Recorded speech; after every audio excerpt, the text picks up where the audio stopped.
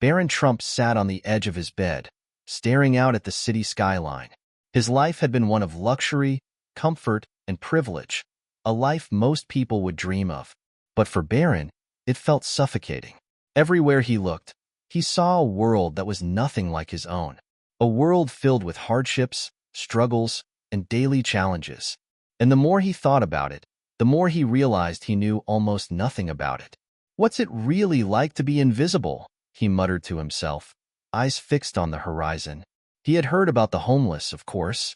He had seen them on the streets, some begging for change, others simply sitting on the sidewalks, looking lost and forgotten. He had read about their struggles in the news, heard his family discuss the issue from the safety of their plush homes, and yet, he never truly understood what they went through. Not from a place of true empathy. The idea had been brewing in his mind for a while now.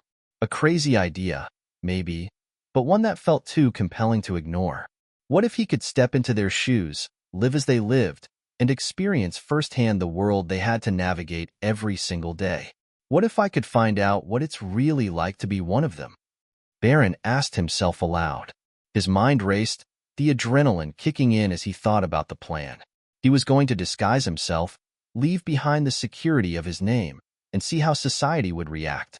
He would walk the streets, spend time with the homeless, and most importantly, test the police response to someone they assumed was just another faceless person living on the streets. This was it. This was his challenge.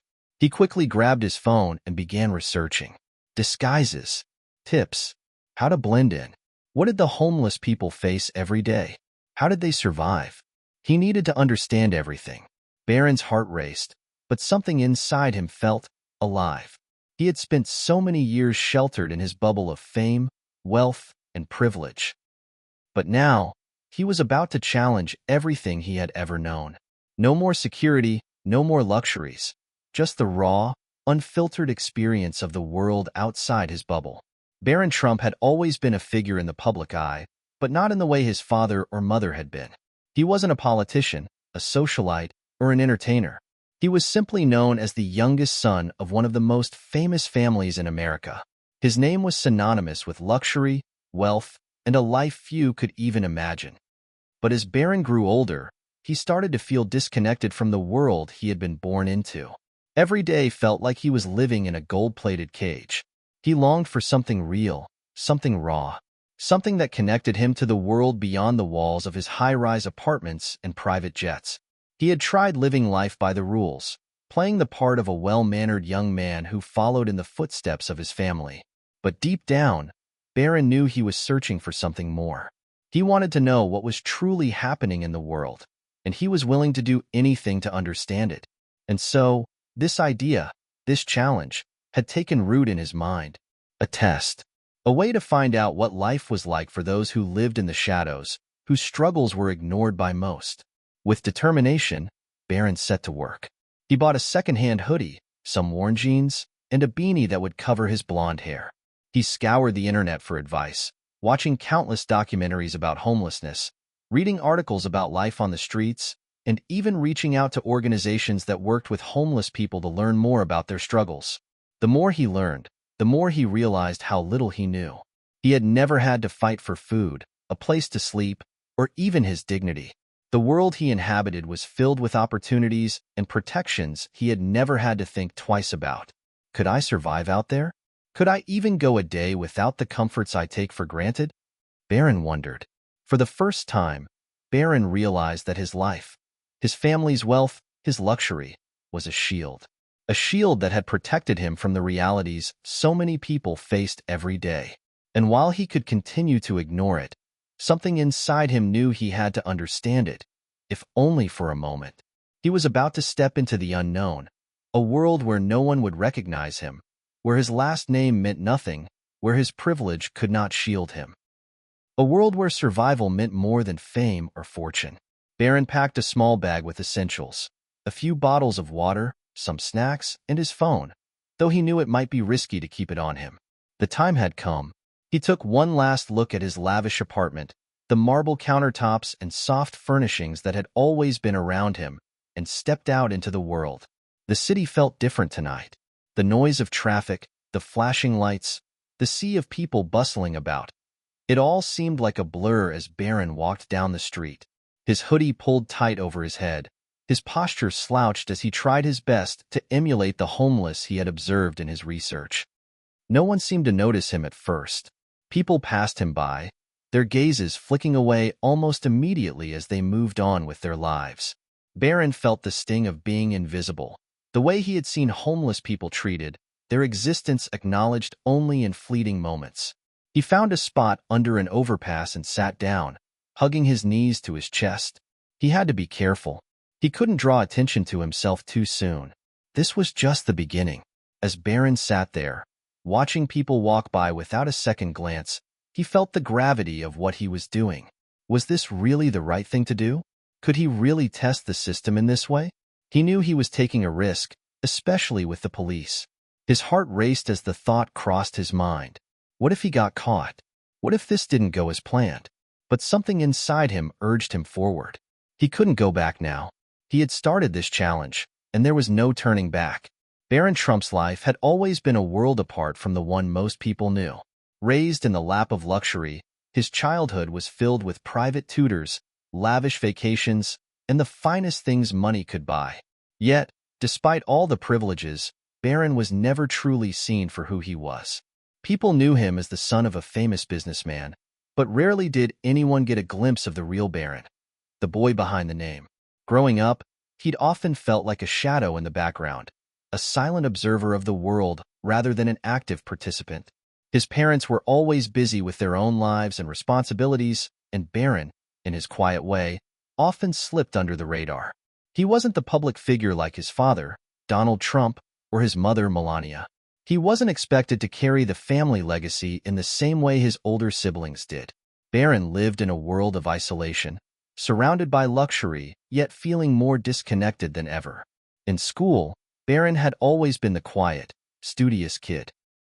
He had a small group of friends, but the pressure of his family's name was always hanging over him. As he grew older, the weight of that name became heavier, and he began to realize that there was much more to life than what he had been taught. He was constantly surrounded by people who admired him for who he was, because of his family, not because of him. His wealth, his status, none of it made him feel truly seen. Barron had begun questioning the world he inhabited. He had seen the homeless on the streets, felt sympathy for their plight, but never truly understood their struggles. He had lived in a bubble where everything was taken care of. Now, as he sat beneath the overpass, he was about to test the very system that had kept him insulated from the hardships that most people faced. The hours seemed to drag as Barron sat under the overpass, trying to blend in with the environment around him. He had hoped to remain unnoticed, to observe the city's hustle and bustle as a mere bystander. But soon, he began to feel the weight of his disguise pressing on him.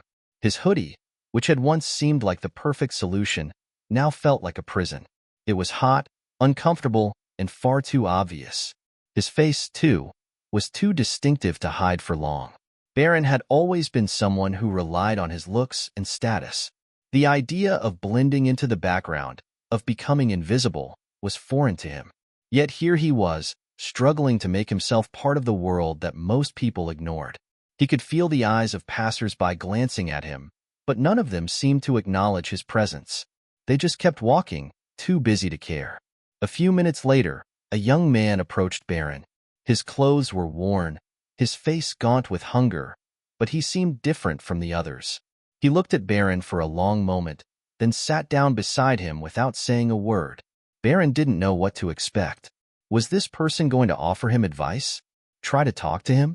Or maybe he'd just leave him alone, assuming Barron was simply another homeless guy trying to survive. "Cold night," the young man finally said, his voice soft but weathered by the streets. Barron nodded, unsure of how to respond. He had no idea how to talk to someone in his position, someone whose life was so different from his own. He had never been forced to struggle for warmth or food, never had to fight for a place to sleep. But here he was, trying to fit into their world. "What brings you out here?" the young man asked, looking Barron over curiously. Barron hesitated. His mind raced. Should he lie and say he was just another person down on his luck? Should he admit the truth, that he was someone from the family that had everything? But somehow, that didn't seem right. This was a test, an experiment, and Barron had to stick to the story. He couldn't afford to break character now. "I lost everything," Barron finally said, his voice thick with emotion. The words felt strange on his tongue, but they were true in a way. He had lost his connection to the world, his understanding of what it meant to struggle. He was finding that out now, even if it wasn't in the way he had expected. The young man didn't look surprised. He had probably heard that story before, countless times. People came and went, each with their own version of hardship. "Yeah, that's what happens out here," the young man replied. "You think you have it all, and then it's gone in a second. The world's funny like that." Barron nodded slowly. It wasn't much, but the conversation was enough to start cracking open a window into the harsh realities of life on the streets. For the first time, he felt the sting of vulnerability.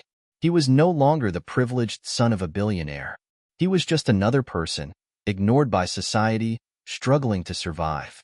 As the night wore on, Barron's thoughts began to shift. He had been sitting under the overpass for hours now, and while he hadn't felt outright danger, he had noticed something strange. The police had driven by several times, and none of them had paid any attention to him. Barron had been expecting to be stopped, questioned, maybe even roughed up. But instead, the police seemed to avoid the area altogether.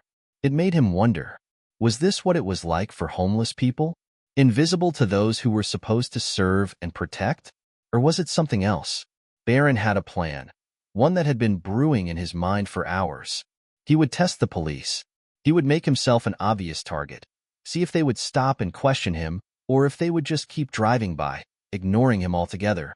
He stood up, brushing dirt from his clothes, and began to wander closer to the street. He didn't have a sign to hold, no obvious reason to attract attention, but he made sure to position himself right at the edge of the sidewalk, where cars and police cruisers passed by regularly.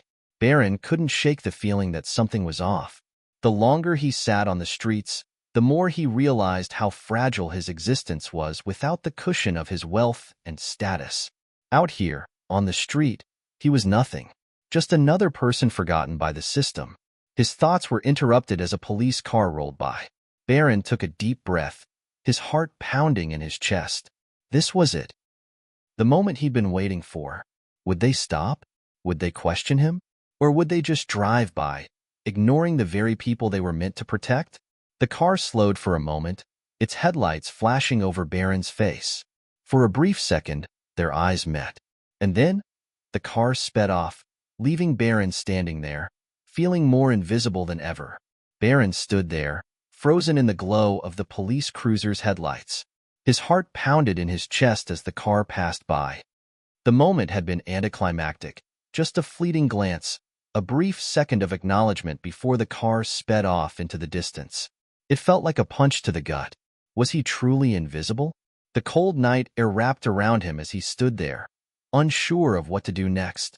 He had expected something more, an interrogation, maybe, or at least a curious glance from the officers. But no, the police had simply ignored him. Barron glanced back at the young man who had sat beside him under the overpass. The man had been watching quietly, taking in the whole scene. Barron didn't know what to say. Did he share his thoughts, or keep his frustration to himself? "What do you think?" Barron asked the young man, his voice barely above a whisper. The young man looked up from his seat and shrugged, as if he had already predicted what Barron was feeling. "That's how it is out here. You get ignored. People don't care. And the police? They're just doing their job. It's not about you. It's about what they see. And what they see is just another person on the street." Barron's jaw clenched. He had come out here to learn, to understand. But now the weight of the situation was beginning to settle in. He had always known the world could be cruel, but this was different. This wasn't just cruelty. It was indifference, apathy. And that, Barron thought, was worse. As he stood there, a feeling of helplessness began to rise within him. He could feel the cold seeping into his bones, and his stomach growled with hunger. The hunger he felt wasn't the same hunger he had experienced before. This was a raw, gnawing emptiness, something that went beyond food. It was a hunger for connection, for understanding, for acknowledgement. Out here, on the streets, It wasn't just the body that needed to be fed. It was the soul. Barron had always had people around him, friends, family, assistants, who took care of his every need. He had never truly experienced the feeling of being alone in the world. Not in this way. He had tried to prepare himself for this moment. He had read the articles, watched the documentaries, and even talked to a few people who had lived on the streets. But now that he was actually here, living it, it was so much harder than he could have imagined. For the first time in his life, Barron felt completely exposed. He didn't have his last name to rely on. He didn't have the luxury of wealth or the protection of his family. Out here, on the streets, he was just another person, unseen, unheard, and forgotten. And as the hours ticked by, Barron realized that this wasn't just a social experiment anymore. This was his reality, a reality that, despite all his privilege, he was struggling to face. Barron spent the next few hours wandering the streets, trying to get a feel for what it was like to truly live out here. It wasn't just the cold or the hunger that made it difficult. It was the constant feeling of being an outsider, of not belonging anywhere. He walked past restaurants where people dined inside, warm and safe from the cold. He saw families laughing together in front of stores, carefree and oblivious to the world outside. Every step Barron took, the contrast became more glaring. He wasn't just physically isolated. He was emotionally isolated too. The streets, once a place of curiosity, now felt like a maze he couldn't escape from. Barron had never felt so small, so powerless. Then, as he passed an alleyway, he saw a group of police officers talking amongst themselves. It was a moment Barron had been waiting for, the perfect opportunity to see how they would react to someone who appeared to be homeless. He knew he had to act fast. He walked over to the alley and positioned himself where they could see him. He made sure his hood was up, his posture slouched, his expression vacant. Just another homeless person, he told himself. Nothing more. The officers looked over, their eyes scanning the area. For a moment, Barron thought they might approach him. They were only a few feet away, and he could feel the tension rising in his chest. Was this it? Was this the moment they would finally stop and ask questions? But to his surprise, the officers didn't even glance at him. They continued their conversation, walking right past him, not even slowing down. Barron's breath caught in his throat. He had prepared himself for this moment. He knew there was a chance they might ignore him, but to see it play out in real time left him feeling more isolated than ever. As the officers disappeared into the distance, Barron's anger began to build. He had expected to be invisible out here. He had expected the streets to be cold and indifferent. But what hurt the most wasn't the physical discomfort. It was the sense of being completely disregarded, of not even being worthy of a second glance. He thought back to his family's wealth, the power that came with his name. It had always provided him with a cushion, a safety net that shielded him from the harshness of the real world. He had taken it for granted, never truly appreciating what it meant to live without it. Now, here he was, standing in the same spot, and the only thing that mattered was how others saw him. And the truth was, they didn't see him at all. Barron felt a pang of guilt. Maybe he had been too naive in thinking that he could walk in someone else's shoes for a day. But now that he had tasted the bitter reality of life on the streets, he couldn't turn back. He had to know more. He had to understand. Barron's frustration grew with every passing minute. He had tried to immerse himself in this world, this cold, unyielding world of the homeless. But every encounter only deepened the divide between him and the reality he was trying to understand. The more he experienced, the more disconnected he felt from everything he had known. Walking down another street, Barron felt the first real sting of exhaustion. The hunger gnawed at him, and the cold began to seep through his thin clothes. He had tried to avoid thinking about it, but now it was impossible to ignore. He had no place to go, no one to turn to, and he was rapidly running out of energy. He had made the decision to spend the night on the streets. He wasn't sure what he was hoping for. Some kind of revelation? An epiphany? Maybe he just wanted to feel like he was truly part of the world, even if only for a brief moment. But now, as the night grew colder and darker, he was starting to question his decision. Barron found an alleyway and sat down, leaning against the cold brick wall. His eyes were heavy with fatigue, but he didn't want to sleep. Not yet. Not like this. There was too much at stake. As Barron sat there, contemplating how far he'd come and how far he still had to go, a figure approached from the shadows. Barron tensed, instinctively clutching his hoodie tighter. But instead of the usual cold indifference, the person offered him a soft smile. "You look like you need something to eat," the stranger said, his voice warm and kind. "You want some help?" Barron blinked, momentarily confused. Was this a trick? A scam? He couldn't tell, but the man's genuine kindness stood out in stark contrast to the world he'd seen so far. "I'm fine," Barron said, his voice hoarse. "Just tired." The stranger crouched down beside him, not taking no for an answer. "You sure? I've got some sandwiches. Not much, but it'll help." Barron hesitated. The hunger in his stomach was growing, but he didn't want to appear weak or desperate. Yet, there was something about this stranger's kindness that disarmed him. Maybe it was the sincerity in his eyes, or the way he didn't treat Barron like an invisible nobody. "Yeah," Barron said, his voice almost a whisper. "I'd appreciate that." The stranger handed him a sandwich, and Barron took it with a quiet thanks. He hadn't realized how hungry he truly was until the first bite hit his tongue. It wasn't the most amazing meal he had ever had, but in that moment, it was everything. As Barron chewed, the stranger sat beside him, watching the street. For the first time all night, Barron felt a small sense of relief. There was still some humanity left in this world, even if it seemed few and far between. "Why are you out here?" Barron asked, suddenly curious. He hadn't asked anyone that question before. He had been too wrapped up in his own discomfort, too absorbed in his own experiment to really understand why people ended up on the streets. The stranger didn't immediately respond. He seemed to be thinking for a moment before answering. "Bad choices," the man said simply. "Lost everything, ended up on the streets. I'm just trying to make it day by day. Some days are better than others." Barron nodded, understanding a little more now. He couldn't imagine living like this day after day, never knowing when your next meal would come, or where you would sleep. The man beside him had no guarantees, no safety nets. As Barron sat there, listening to the stranger's story, something inside him shifted. He had been so focused on his own discomfort, his own loneliness, that he hadn't truly seen what others were going through.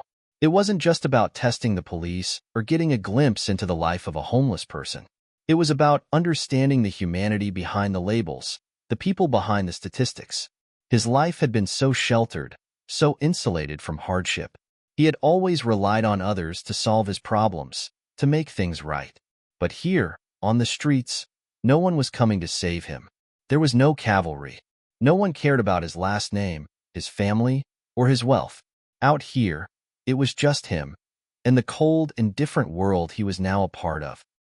Barron felt the weight of his privilege more keenly than ever. It had always been there, quietly hovering in the background, but now it felt like a burden. How many people lived this life every day? How many people felt this invisible weight pressing down on them? The stranger's story was a wake-up call. Barron had been so focused on his own personal journey that he had failed to see the deeper, more painful reality of what it meant to live without the protections of wealth or power. The man beside him wasn't just a victim of bad choices. He was a person, struggling to survive in a system that had forgotten him. For the first time, Barron felt something raw, something deep within him. It wasn't pity, and it wasn't sympathy. It was empathy, and it was stronger than anything he had ever felt before. The next morning, Barron woke to the sound of city traffic and the distant chatter of pedestrians. The stranger was gone, as quickly as he had appeared. Barron rubbed his eyes and stood up, stretching his stiff muscles. The air was colder than it had been the night before, and he felt the ache in his bones from a night spent on the hard pavement. But as he stood there, Barron knew something had changed. His mission, his test, wasn't just about seeing how the police would react or pretending to be homeless. It was about understanding something deeper. It was about realizing that there was more to life than wealth, more than status, more than power. Barron had crossed a line. He had stepped into a world he had only ever seen from a distance, and now, he couldn't just walk away from it. The lessons he had learned about empathy, humanity, and the struggles of those who lived on the margins were ones he would carry with him forever. Barron stood at the edge of the street, watching the city wake up around him. The streets were filling with commuters, but Barron wasn't paying attention to them. He was lost in thought, reflecting on what he had seen, what he had learned. He knew his time on the streets was coming to an end, but there was a part of him that didn't want to leave. There was a part of him that wanted to stay, to keep learning, to keep understanding the truth behind the lives of people like the stranger who had shared his sandwich. But life had a way of pulling you back to reality, and Barron knew he couldn't stay forever. His family, his life, everything he had known, was waiting for him. Still, the lessons of the streets had opened his eyes in ways he could never have imagined. And whatever came next, Barron knew that he would never be the same again. The cold morning sun began to peek over the horizon, casting long shadows across the sidewalk. Barron hadn't slept much. His mind had been racing through all the things he had learned and felt over the past 24 hours. But as the sun rose, something else began to rise inside him, a sense of resolve. He was no longer just playing at being someone else.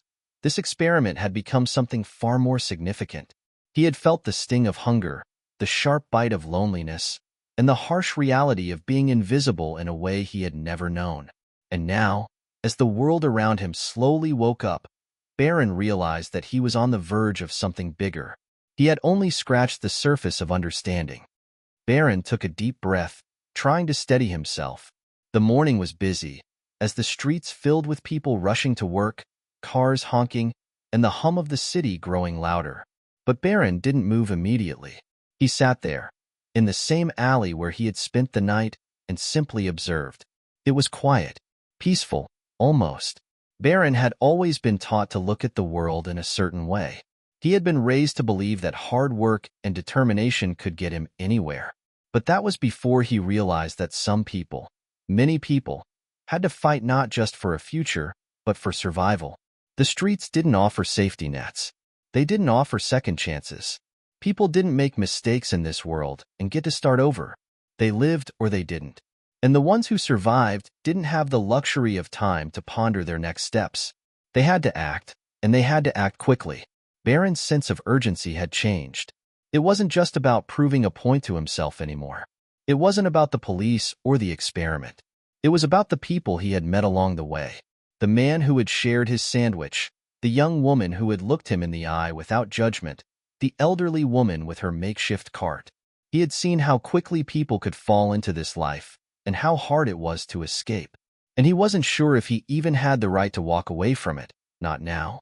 As Barron sat there, watching the crowd hustle past him, he saw a familiar face. A young woman with dark, curly hair walked by, her eyes scanning the people around her. She looked like she had somewhere to be, just like everyone else. But there was something in her face that made Barron pause. She didn't look like the usual passerby, ignoring the homeless with the casual indifference he had grown used to. She looked concerned. Without thinking, Barron stood up. He wasn't sure why he was doing it, but something inside him pushed him to approach her. Maybe he was looking for answers. Maybe he just needed to talk to someone who wasn't part of his experiment. "Hey," Barron called out, his voice a little more hoarse than he expected. The woman stopped and looked up. Her eyes softened as she took in Barron's appearance. He could see the recognition flash in her eyes, and it made him feel even more exposed.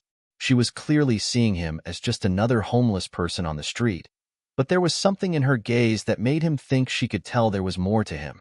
"Are you okay?" she asked, taking a step closer, her voice gentle. Barron felt his throat tighten. He had expected people to avoid him, not approach him with concern. He had expected a world of indifference, but here she was, treating him like a person, not an invisible figure. "I'm fine," Barron said quickly, trying to hold on to the facade. "Just thinking." The woman nodded, her gaze lingering on him. "It's not easy, is it?" she said softly, almost as if she had read his mind. Barron blinked. "What do you mean?" "Being out here, I mean. It's hard to keep your head up when the world keeps pushing you down," she replied, her voice steady, as though she had lived through it herself. Barron didn't know what to say. For the first time since this whole experiment had begun, he felt speechless. He had always prided himself on being able to speak his mind, but now, in this moment, he found himself unsure of what to say. "You've been on the streets long?" Barron asked, the question slipping out before he could think about it. The woman gave a small, sad smile. "Longer than I care to admit." Barron's heart sank. She didn't look like she had been out here for long. She didn't seem like someone who had been through the same struggles Barron had witnessed in the past day. But her eyes told a different story, a story of survival, of resilience. "I'm sorry," Barron said, his voice a little shaky. "I didn't mean to pry." She shook her head. "It's okay. It's part of the journey. You'd be surprised how many people are out here, living their own version of survival. It doesn't matter if you've been on the streets for 1 day or 10 years. We're all just trying to get by." Barron nodded, understanding more deeply than he ever had. She was right. It wasn't about time. It wasn't about how long someone had been homeless. It was about the struggle itself, the fight to survive when everything seemed stacked against you. Barron had learned a lot from this conversation, but he also realized that there was much more to discover. The woman had opened his eyes to the invisible battles that people fought every single day. She had reminded him that the streets were more than just a place for the homeless to sleep. It was a place for everyone who had nowhere else to turn. He still had much to learn, and he wasn't sure how far he was willing to go in order to understand the full scope of this world. But he knew one thing for certain: he couldn't just walk away. As the woman began to walk away, Barron felt an urge to stop her. "Hey!" he called out again, his voice stronger this time. She turned back, raising an eyebrow. "Yeah. Do you need anything? Can I help?" The woman paused, studying him for a moment. Then, to Barron's surprise, she smiled softly. "You're kind to ask, but sometimes help isn't as simple as a sandwich or a couple of bucks. Sometimes it's just about listening, you know?" Barron nodded, feeling a mix of guilt and gratitude. "I'll listen. I promise." With that, she gave him a brief nod and walked away, disappearing into the crowd. As Barron stood there, alone once again, he felt a sense of determination he hadn't experienced before. He was no longer just a bystander in his own experiment. He was an active participant in the lives of those who lived on the margins. And though his time on the streets was coming to an end, Barron knew that what he had learned would stay with him for the rest of his life. The real test wasn't about proving something to himself. It was about understanding the humanity in others, no matter their circumstances. And Barron had just begun to grasp what that truly meant. The next day, Barron found himself back at the corner where he had spent most of his time in the past 48 hours. His experience so far had been more than he had expected, far more than just a test of his ability to blend in. It had become a deep, soul-searching journey. Every interaction, every moment, had been a lesson he hadn't anticipated. But now, there was something else at play. He could feel the weight of his decision to stay on the streets pressing down on him. He had learned so much already, but there was still one thing that he hadn't fully confronted: his own moral compass. The temptation to reveal his true identity had never been stronger. He could leave this behind and return to his old life, a life of privilege and ease. But something told him he couldn't just walk away without going deeper into this world. He couldn't abandon the people he had met along the way, the ones who had shown him what real survival looked like. It was early in the morning when Barron noticed the first police car pull up near his corner. He had been sitting on the sidewalk, his makeshift hat pulled low over his face, when the officer got out. It wasn't uncommon for the police to patrol the area, checking in on the homeless, making sure there were no disruptions, or forcing people to move along. But today felt different. Barron had been in this situation before, watching as people were told to move on or given citations. What made it different today was the question that had been nagging him in the back of his mind for the last day. What would he do if he were caught? The police officer walked toward him slowly, observing Barron with a critical eye. Barron's heart started to race. His mind was working overtime. Should he stay in character and let the officer approach him, or should he reveal who he truly was? "Hey, you," the officer called out, his tone firm but not unkind. Barron looked up slowly, trying to give the impression of someone who had just woken up from a rough night. He didn't say anything, just gave the officer a glance and a slight nod. "Are you okay?" the officer asked, his gaze softening slightly. "You look like you've been here a while. Need something?" Barron was taken aback by the officer's concern. It was a stark contrast to what he had been used to seeing. Most officers just gave warnings or chased people away without asking questions. But this officer seemed different, genuinely concerned. Barron hesitated, wondering if he should answer truthfully. But his gut told him to stay in character. After all, this was the test. "I'm fine," Barron muttered, his voice rough, as he tried to appear disheveled. "Just tired." The officer studied him for a moment, eyes narrowing as if he was reading Barron's every move. "Okay," he said slowly. "Well, try to stay safe, all right? Things get rough out here." Barron nodded, but the officer lingered for a moment longer, clearly not convinced. Then, as if deciding to move on, the officer gave Barron one last look and turned back to his patrol car. As the car pulled away, Barron exhaled deeply, his chest tight. He had almost blown it. But the officer had let him off with just a warning, and that was something Barron wasn't sure he could have handled if he had been caught out of character. It had been a test of integrity, one that Barron hadn't passed easily. As the day wore on, Barron's thoughts grew darker. The weight of his role as a homeless person was beginning to feel unbearable. He could feel the harsh reality of it all. He had faced hunger, exhaustion, and the emotional strain of living on the street, but it was the constant fear of being exposed that gnawed at him the most. The more time he spent on the streets, the more he began to see the complexity of what it meant to be homeless. It wasn't just a matter of surviving each day. It was about surviving with dignity, with hope, and without the certainty that tomorrow would be any better than today. Barron thought back to the woman he had met the previous day, the one who had shared her story with him. Her face haunted him. She had seen through his disguise, even without knowing who he truly was. She had understood the pain behind his eyes in a way that no one else had, and it left Barron feeling exposed. She had reminded him of something important. He wasn't just here to observe. He was here to learn, to truly understand. The temptation to take off the disguise, to walk away from this experiment, was strong. But Barron knew he couldn't. He was in too deep now. If he quit, he would never fully understand the harsh truth of life on the streets. That afternoon, Barron went to a soup kitchen that had been set up in a nearby church. He had heard about it from one of the people he had met, and he wanted to see what it was like. The moment he walked in, the stark reality of the situation hit him. Long lines of people waited patiently for their turn, their faces weary and tired, just like Barron's.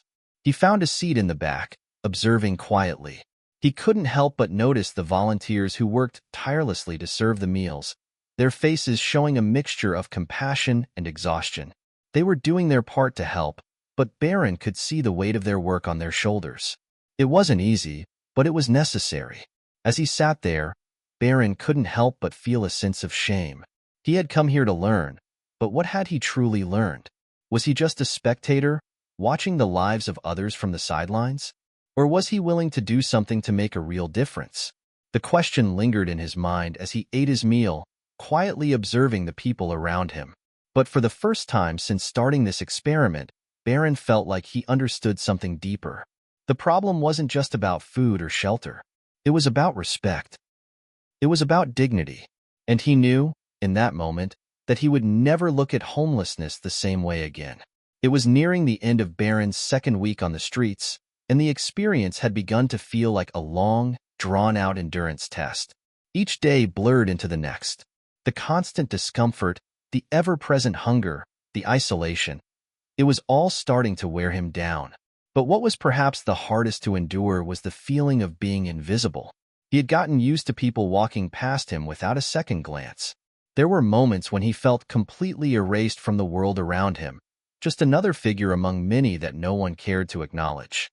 Even when he spoke to people, his words felt hollow, like they were passing through a barrier that separated him from everyone else. Barron sat on the curb, his makeshift sign lying beside him. He had tried to make it as inconspicuous as possible, just a simple "hungry, please help" written in tired handwriting. It wasn't the first time he had made such a sign, but it was the first time he had ever fully understood its meaning. The words were a plea for help, a cry for attention, Yet the people walking by treated it as nothing more than background noise. He couldn't ignore it anymore. The lack of acknowledgement, the silence from those around him, it hurt more than anything else. The feeling of being unseen, like his very existence didn't matter, was more crushing than any of the physical hardships he had faced. Barron had been in the city for 2 weeks now, and the novelty of the experiment had worn off. He had no illusions left. The streets weren't glamorous or romantic. They were raw, gritty, and often unforgiving. Every corner seemed to present a new challenge. But despite it all, there was something inside Barron that refused to break. He had come to see this as more than just a test of survival. It was a journey of empathy, a path toward understanding the invisible struggle of those who live this way every day. It was that realization that pushed him to do something he hadn't done before. He decided to step outside of his usual spot and try to talk to people. Not just ask for help, but ask for a conversation. A real one. It felt strange at first, more uncomfortable than the hunger or the cold. But Barron was determined. He had to know more, and he couldn't do that by sitting in silence. He needed to hear the stories of the people who lived like this, the ones who shared his invisibility. As he wandered down the street, he saw a group of homeless people gathered together near a park bench. Barron had seen them before, but had never approached them. They were a group that seemed to stick to themselves, an unspoken bond between them. Taking a deep breath, Barron walked over. "Hey," he said hesitantly, his voice a little shaky. "Mind if I sit down?" The group looked up, eyeing him with suspicion. Barron felt the weight of their gaze, but didn't back down. He knew that in this world, you had to prove yourself. One of the men, an older figure with graying hair and a weathered face, gave a short nod. "Sure. Take a seat." Barron sat down on the bench beside them. He wasn't sure what to expect, but the silence that followed felt oddly comfortable. They didn't ask him what he was doing there, or why he was out on the streets. Instead, they just let him sit with them. It was a small act of kindness, but it meant more to Barron than he realized. After a few moments, the older man spoke again. "What's your story, kid? You look like you've been out here a while." Barron hesitated. Should he stick to the story he had been telling? The one about being down on his luck? Or should he be honest and reveal the truth? For a moment, the weight of his disguise felt suffocating. He almost opened his mouth to speak the truth, but then he remembered why he was here. He wasn't just looking for sympathy. He was looking for understanding. "I guess I've been out here long enough to get used to it," Barron said, his voice steady but distant. "It's not easy, but you figure out a way to get by." The man nodded in agreement. "Yeah, it's a different world out here. People look at you like you're nothing. They think you're lazy, or that you don't want to work. They don't get it." Barron could hear the pain in his voice. It wasn't just about survival. It was about being dehumanized, stripped of your identity. "I used to be someone," the man continued, his eyes distant, as if lost in the past. "I had a job, a family. But things fall apart, and you find yourself out here, with no way back." Barron listened quietly, his heart heavy with empathy. He had never imagined what it would be like to lose everything, to be reduced to nothing but the clothes on your back and the pavement beneath your feet. As the conversation continued, Barron learned about the man's past, his family, his job, and the series of unfortunate events that had led him to this point. He also spoke with others in the group, each person with their own story of loss, hardship, and survival. Barron felt a shift inside him. It was subtle, but powerful. Up until now, he had been focused on the external aspects of his experiment. The physical discomforts, the police encounters, the challenge of blending in. But this was something else. This was a moment of connection. A moment when he realized that homelessness wasn't just about being without a home. It was about being seen and heard, about maintaining a sense of self in a world that constantly tried to erase you. He wasn't just learning how to survive on the streets. He was learning how to see people, their stories, their humanity, and their dignity. As the evening wore on and the group began to disperse, Barron felt a new sense of purpose. The test had evolved. It was no longer just about proving something to himself. It was about sharing something with others, offering a moment of connection in a world that was often too busy to stop and listen. For the first time since arriving, Barron felt like he wasn't just pretending to be homeless. He was becoming part of something. The streets, with all their hardships and struggles, had taught him something valuable, and that lesson would stay with him long after he left. The night was colder than usual as Barron wandered back to the small alleyway where he had set up his makeshift home. The weight of everything he had experienced so far seemed to settle on his shoulders, pressing harder with each step.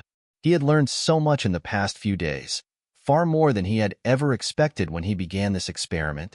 But as he huddled in his corner, trying to shield himself from the cold wind, Barron couldn't shake the feeling that he was on the verge of something bigger, something life-changing. He had come out here to test the system, to test the people who walked by him every day, to see if they would notice him, acknowledge him, and show any compassion. But what he didn't expect was that he would find a test of his own character, a test that was far more challenging than anything he could have imagined. Barron had learned how to survive, but survival had come at a cost. The longer he stayed on the streets, the more it seemed like his own identity was slipping away. The persona he had created, the homeless man he had pretended to be, was starting to blend with the real person he was becoming. And that scared him. He feared that if he kept going, he might lose himself entirely. It wasn't until the next day, as Barron was sitting at his usual spot on the sidewalk, that the truth he had been avoiding hit him with full force. It happened when a familiar face appeared in the crowd. A woman, a middle-aged woman with tired eyes, was walking down the street with a small child in tow. Barron had seen her several times before. She was one of the few who ever looked his way, but she had always passed by without saying a word. Today, however, was different. As she walked past, she slowed down, looking Barron in the eyes. For a moment, there was a flicker of recognition, a spark of something unspoken. She stopped in front of him. You look familiar," she said cautiously, her eyes narrowing slightly. Barron's heart skipped a beat. He had been caught. He had tried to blend in as much as possible, but there was no denying it now. He could feel the weight of her gaze, the suspicion in her eyes. She wasn't just asking out of curiosity. She was asking because she knew something wasn't right. Barron swallowed, feeling the lump in his throat. His mind raced as he searched for a way out. What was he supposed to say? Should he lie, continue pretending, or should he reveal the truth, tell her who he really was? "Do I know you?" she asked again, her voice softer now, a hint of concern creeping in. Barron looked down at the pavement, trying to gather his thoughts. He could feel the tension building in the air, thick and suffocating. The mask he had worn so carefully for the past 2 weeks was starting to crumble. He was no longer just Barron Trump, the son of a wealthy businessman, testing the system. He was just a person, caught in a moment of vulnerability. His instincts told him to come clean, to confess and walk away from this charade. But he hesitated, afraid of what might happen next. Would she judge him? Would she see him as nothing more than a spoiled rich kid playing at being homeless? "Look, I don't want to cause any trouble," Barron said, his voice shaky. "I've just been trying to learn something. It's complicated." The woman's eyes softened. She didn't seem angry, but there was a look of disappointment in her expression. "You've been pretending? Why?" Barron nodded, feeling a surge of guilt. "I wanted to understand. I wanted to see if people like me, people who have everything, can understand what it's like to be invisible, to be overlooked, to struggle just to survive." She nodded slowly, her expression thoughtful. "And what did you learn?" she asked quietly. Barron looked up at her, feeling a strange mixture of shame and realization. "That I had no idea. I had no idea what it was like to be forgotten." As Barron and the woman continued to talk, he could feel the weight of the conversation settling in his chest. She told him about her own struggles, about how she had lost her job, had to raise her child on her own, and how difficult it was to make ends meet. She wasn't homeless, but she understood the pain of barely scraping by. And Barron could see it in her eyes. She wasn't angry at him for pretending. She was more disappointed in the world that had allowed people like her to slip through the cracks. But as their conversation continued, Barron realized something he hadn't fully understood before. His experiment wasn't just about seeing if he could survive the streets. It was about understanding the price of empathy, the price of truly connecting with others on a deep, human level. It wasn't just about pretending to be homeless. It was about realizing how far removed he had been from the struggles of others. The truth was, Barron had never had to worry about where his next meal was coming from, or whether he would have a roof over his head at night. He had always been safe, always been taken care of. But now, in this moment, he saw just how much that had shielded him from the realities of the world. Empathy had a cost. It meant opening yourself up to the pain of others, to the harshness of their reality. And that was something Barron had to face. As Barron walked away from the woman, he knew something had changed inside of him. He didn't feel like the same person who had walked onto these streets 2 weeks ago, pretending to be someone he wasn't. He had learned what it truly meant to walk in someone else's shoes, not just for a few hours or days, but long enough to see the world through their eyes. He had been given a rare glimpse into the lives of people who lived without the privileges he had always taken for granted. And though he didn't have all the answers, Barron knew that this experience would stay with him forever. As the sun began to set, casting long shadows over the city streets, Barron sat down once more, reflecting on everything he had learned. He wasn't done with this experiment. Not yet. There was still more to discover.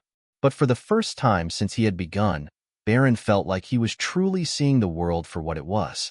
And he knew he couldn't unsee it.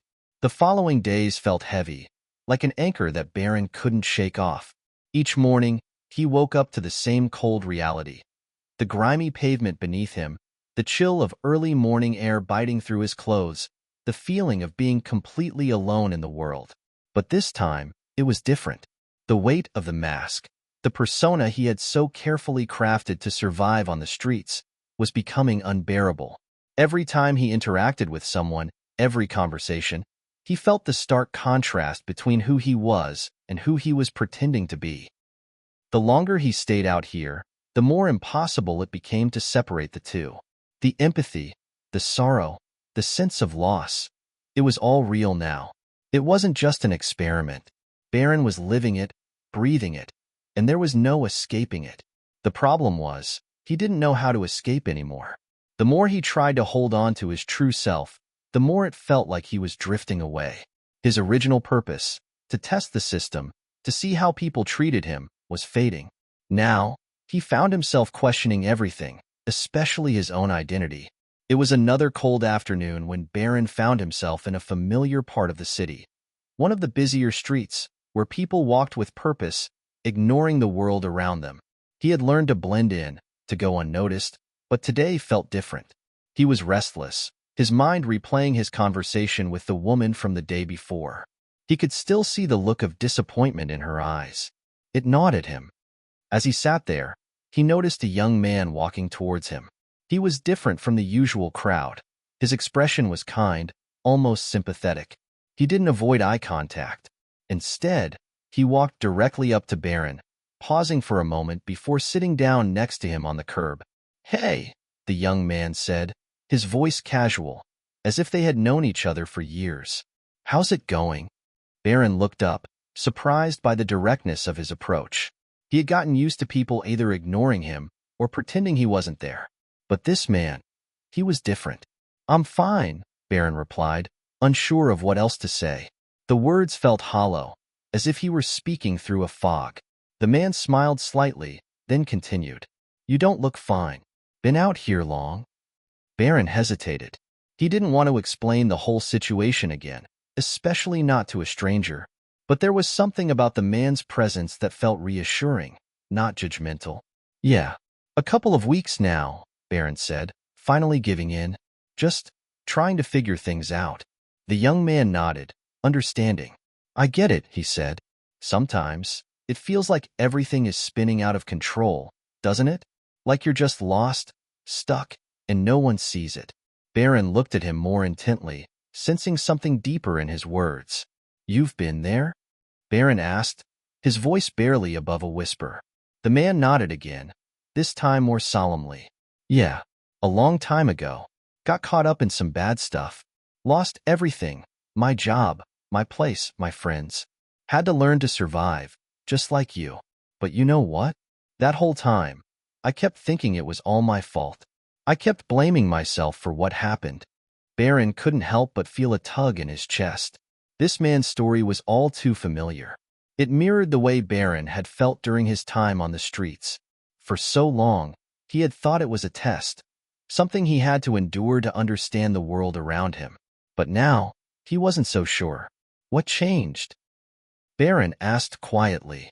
The young man looked down at his hands, the weariness in his eyes evident.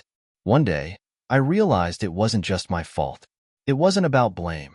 It was about survival, about accepting that things happen, and sometimes we have no control over it. But what we do with that, that's on us. Barron processed the words, feeling them settle into his mind like a weight. Survival, he repeated, almost to himself. He had been so focused on his experiment, on testing the limits of his comfort zone, that he had never really thought about survival in the way this man described it. It wasn't just about enduring the harsh realities. It was about how you adapted, how you kept going despite everything working against you. The conversation lingered in Barron's mind long after the man had left, his words echoing through his thoughts. For the first time, Barron realized that his experiment had never been just about testing the system or pretending to be something he wasn't. It was about understanding the true cost of survival, about recognizing the invisible barriers that existed between people from different walks of life. It was also about realizing that the mask he had been wearing, the persona of the homeless man, was more than just a disguise. It was a defense mechanism, a shield to protect him from the vulnerability that came with true human connection. But now, the weight of that mask was suffocating him. It was no longer about observing or experimenting. It was about facing the truth. Barron looked around him, at the other homeless individuals on the street, some of whom he had begun to know better. They were survivors in their own right, each one fighting a battle of their own, just as he had been fighting his. And it wasn't until now that Barron truly understood their struggle, not just as a test, but as a lived experience. Barron sat in the same spot for hours, wrestling with the thoughts that seemed to cloud his mind. He felt lost, not just in the physical sense, but emotionally as well. His experiment had shifted from a quest for answers into a journey of self-discovery, and he wasn't sure where it would lead him. He knew he couldn't continue this experiment forever. The longer he stayed, the more he felt himself blurring into the very world he had been trying to understand. He had been testing the limits of his empathy, but now, he was starting to feel the full weight of it.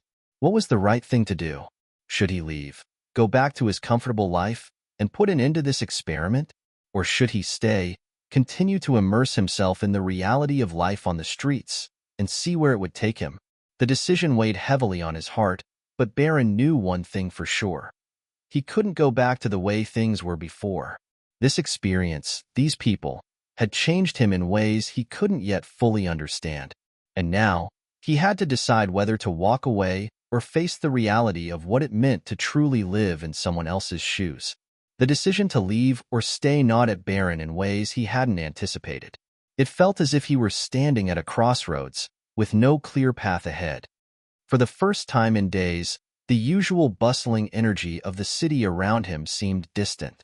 The honking cars, the murmurs of pedestrians, the distant chatter of storefronts.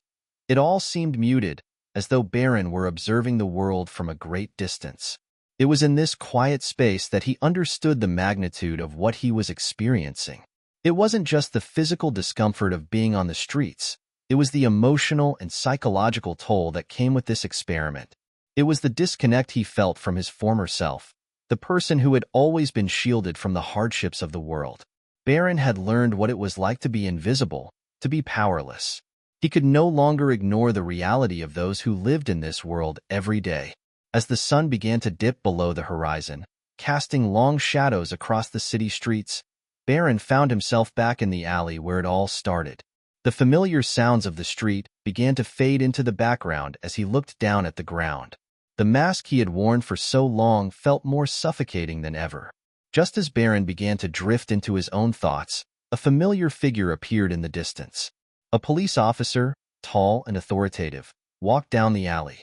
Barron recognized him as the same officer who had stopped him a few days earlier, the one who had shown him more empathy than Barron ever expected from someone in his position. He had almost forgotten about the officer, but now, his presence seemed to pull Barron from his thoughts. The officer spotted Barron sitting on the curb, the same disheveled figure he had seen before. But today, something in the officer's expression changed. His eyes softened, and he approached Barron with a look of quiet concern. "Hey there," the officer said, his tone calm but not without a sense of care. "How's it going? You doing okay?" Barron looked up at him, surprised by the officer's approach. It wasn't just a passing glance or a routine check. The officer genuinely seemed to care. Barron hadn't expected this level of humanity from someone in his position. "I'm managing," Barron replied, his voice a little more strained than he intended. The weight of his internal conflict made it difficult to speak clearly. "Just trying to figure things out." The officer nodded as if he understood more than Barron had said. "I can imagine. Life has a way of throwing us curveballs," the officer said thoughtfully. "But hey, I just wanted to check in. You need anything? Some food, maybe a warm place to stay?" Barron hesitated. The officer's offer felt genuine, but part of him wanted to reject it, to prove that he could do this on his own. Yet, something inside of him resisted. This was a test of his own character, not just a test of others. And what he realized in that moment was that he didn't have to do everything alone. Barron began, but he stopped himself. The words caught in his throat. He wasn't sure what to ask for, or if he even could. For the first time in days, he realized how vulnerable he had become. "You're not alone, you know," the officer added quietly. "No matter what you're going through, there are people out here who care. People who won't just walk by and ignore you." Barron looked at him, the officer's words sinking in deeper than he expected. He felt something in his chest tighten. Emotion, recognition, gratitude. Before it all came crashing down. Barron hadn't just been testing the system. He had been testing his own humanity. And in that moment, he realized just how much he had been denying it. The officer stood there for a few more seconds, offering a gentle smile before walking away. Barron watched him go, the weight of the moment settling heavily on his shoulders. He felt an overwhelming mixture of exhaustion and clarity. He had been on this journey for a purpose, to test the limits of his understanding, to see if he could empathize with those who lived on the fringes of society. But what he had forgotten was that empathy wasn't just about seeing the world through someone else's eyes. It was about feeling it, living it, embracing it. In that brief exchange, Barron understood that he wasn't just testing the world around him, he was also testing himself. And the test was not whether he could survive on the streets, but whether he could open his heart to others, to share in their struggles without judgment or distance. His experiment had been about finding a solution, a way to understand. But what he was now discovering was that the solution lay not in answers, but in connection. He could no longer pretend. He could no longer hide behind the mask of the homeless man. The world needed more than that. It needed truth, it needed compassion, and it needed action. As Barron stood up and began walking down the street, he felt something new bubbling inside him, a sense of purpose. His time on the streets had opened his eyes, and he could no longer ignore the responsibility he had to make a difference. It was no longer about him being a part of an experiment. It was about seeing how he could contribute to the change he wanted to see in the world. The city's noise returned, but this time, it felt different. Barron saw the people around him, the homeless, the struggling, the lonely, and he realized that they were not invisible. He had been blind to them before, but now, his eyes were wide open. The mask was gone. Barron was no longer pretending to be someone he wasn't. He was ready to face the world as he truly was, not as a test subject, but as a person committed to making a real impact. As Barron stepped back onto the bustling city streets, the weight of his decision pressed heavily on him. His journey had been more than just a test. It had been a transformation, a realization that he couldn't simply return to his old life, not after everything he'd seen and felt. The streets, the people, the rawness of their existence. It had all become part of him. But now, with the clarity of the officer's words ringing in his ears, Barron faced a new dilemma. He could no longer ignore the consequences of his actions. The experiment, which started as a way to understand the struggles of the homeless, had morphed into something deeper. It was about his own journey of self-awareness, but the question remained. What would he do with this newfound understanding? Should he continue walking down this road, embracing the change he felt stirring inside him? Or should he walk away from it all, return to the comforts of his previous life, and forget everything he had learned? Barron's heart raced with uncertainty as he stood at the intersection of two paths, one that led back to the life he had always known, and one that led into a world of compassion, struggle, and change. The streets had taught him something important, but could he truly commit to a new life, one where he was no longer protected by privilege? Barron spent the next few days reflecting. He wandered through the city, walking aimlessly through familiar streets that now felt unfamiliar. Everywhere he looked, he saw the homeless, the ones who had always been there, but whom he had never really seen until now.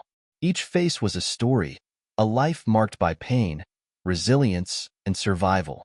He spoke to a few of them, hearing their stories in more depth than ever before. They didn't see him as Barron Trump, the son of a wealthy family.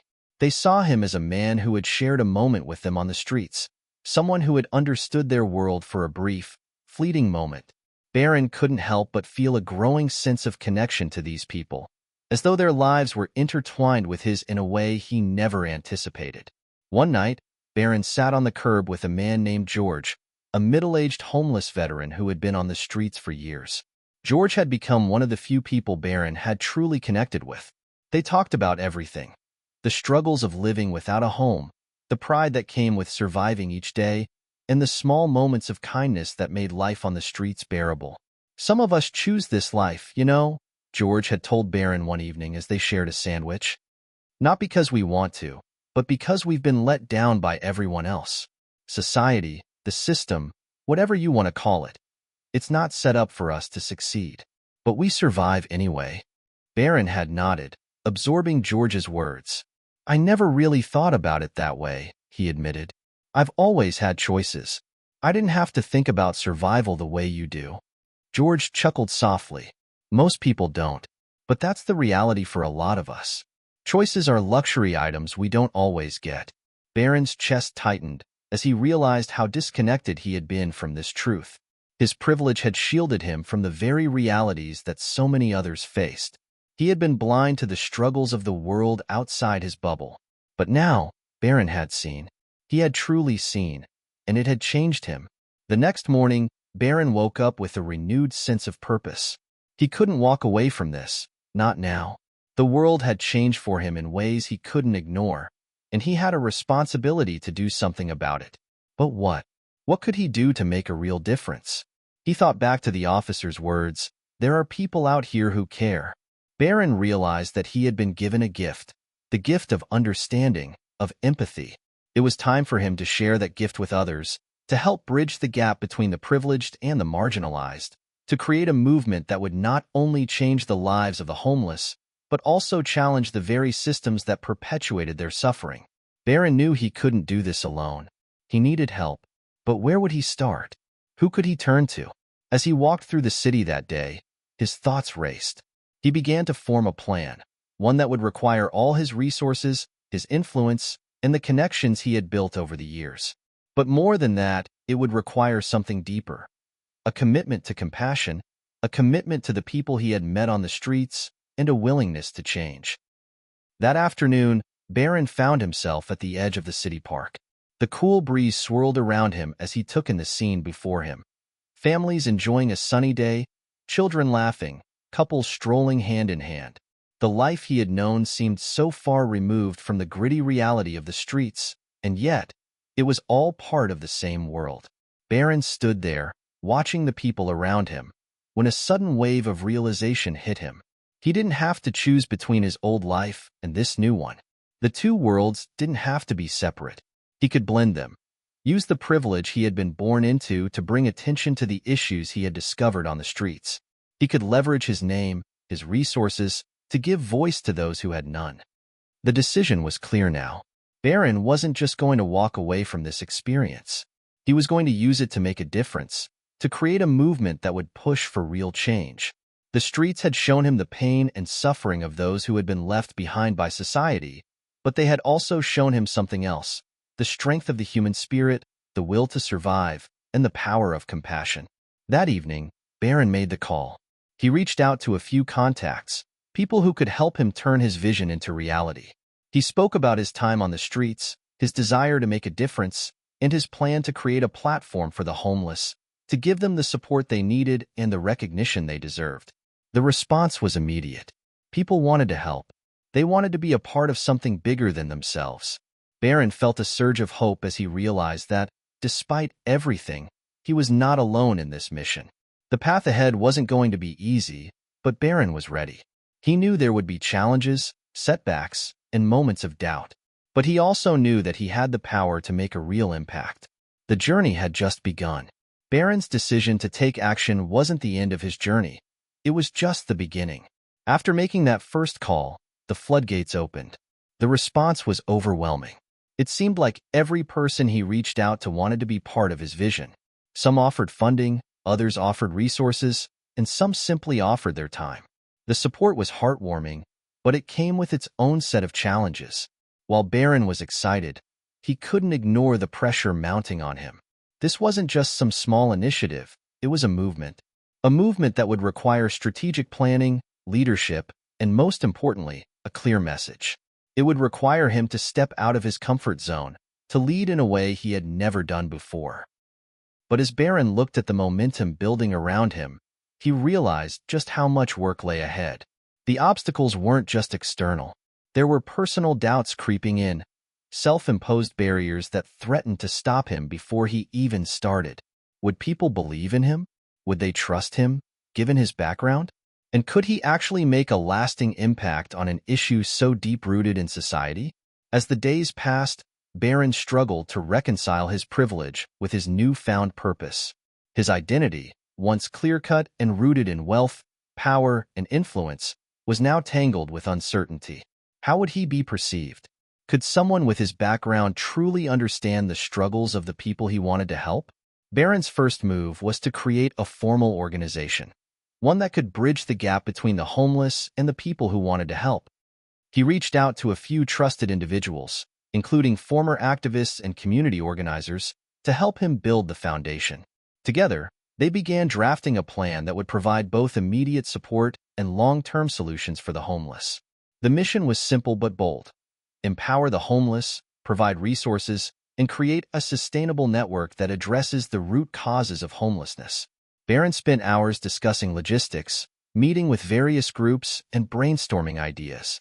He quickly realized that this wasn't just about handing out food and supplies. It was about changing the systems that perpetuated homelessness in the first place. Affordable housing, job opportunities, mental health services, and addiction recovery programs needed to be part of the conversation. It wasn't just about charity, it was about justice. As he worked with the team, Barron's passion for the cause only grew stronger. He could see the impact they could make if they were able to create something lasting. But every step forward felt like it came with a new obstacle. Whether it was securing funding, navigating bureaucracy, or dealing with skepticism from those who doubted his sincerity, Barron constantly felt the weight of the responsibility on his shoulders. One of the most difficult moments came during a meeting with potential investors. Barron was seated at a long table with several wealthy individuals who, on paper, could make his dream a reality. They listened attentively as Barron outlined his vision, how he wanted to build a comprehensive network of shelters, rehabilitation centers, and job training programs for the homeless. It was an ambitious plan, but Barron believed it was the only way to make a real difference. After Barron finished speaking, there was a heavy silence in the room. One of the investors, a man in his 50s with sharp features and a businesslike demeanor, cleared his throat and spoke up. "Look, Barron, I understand your heart is in the right place. But the reality is, people are homeless because they don't want to help themselves.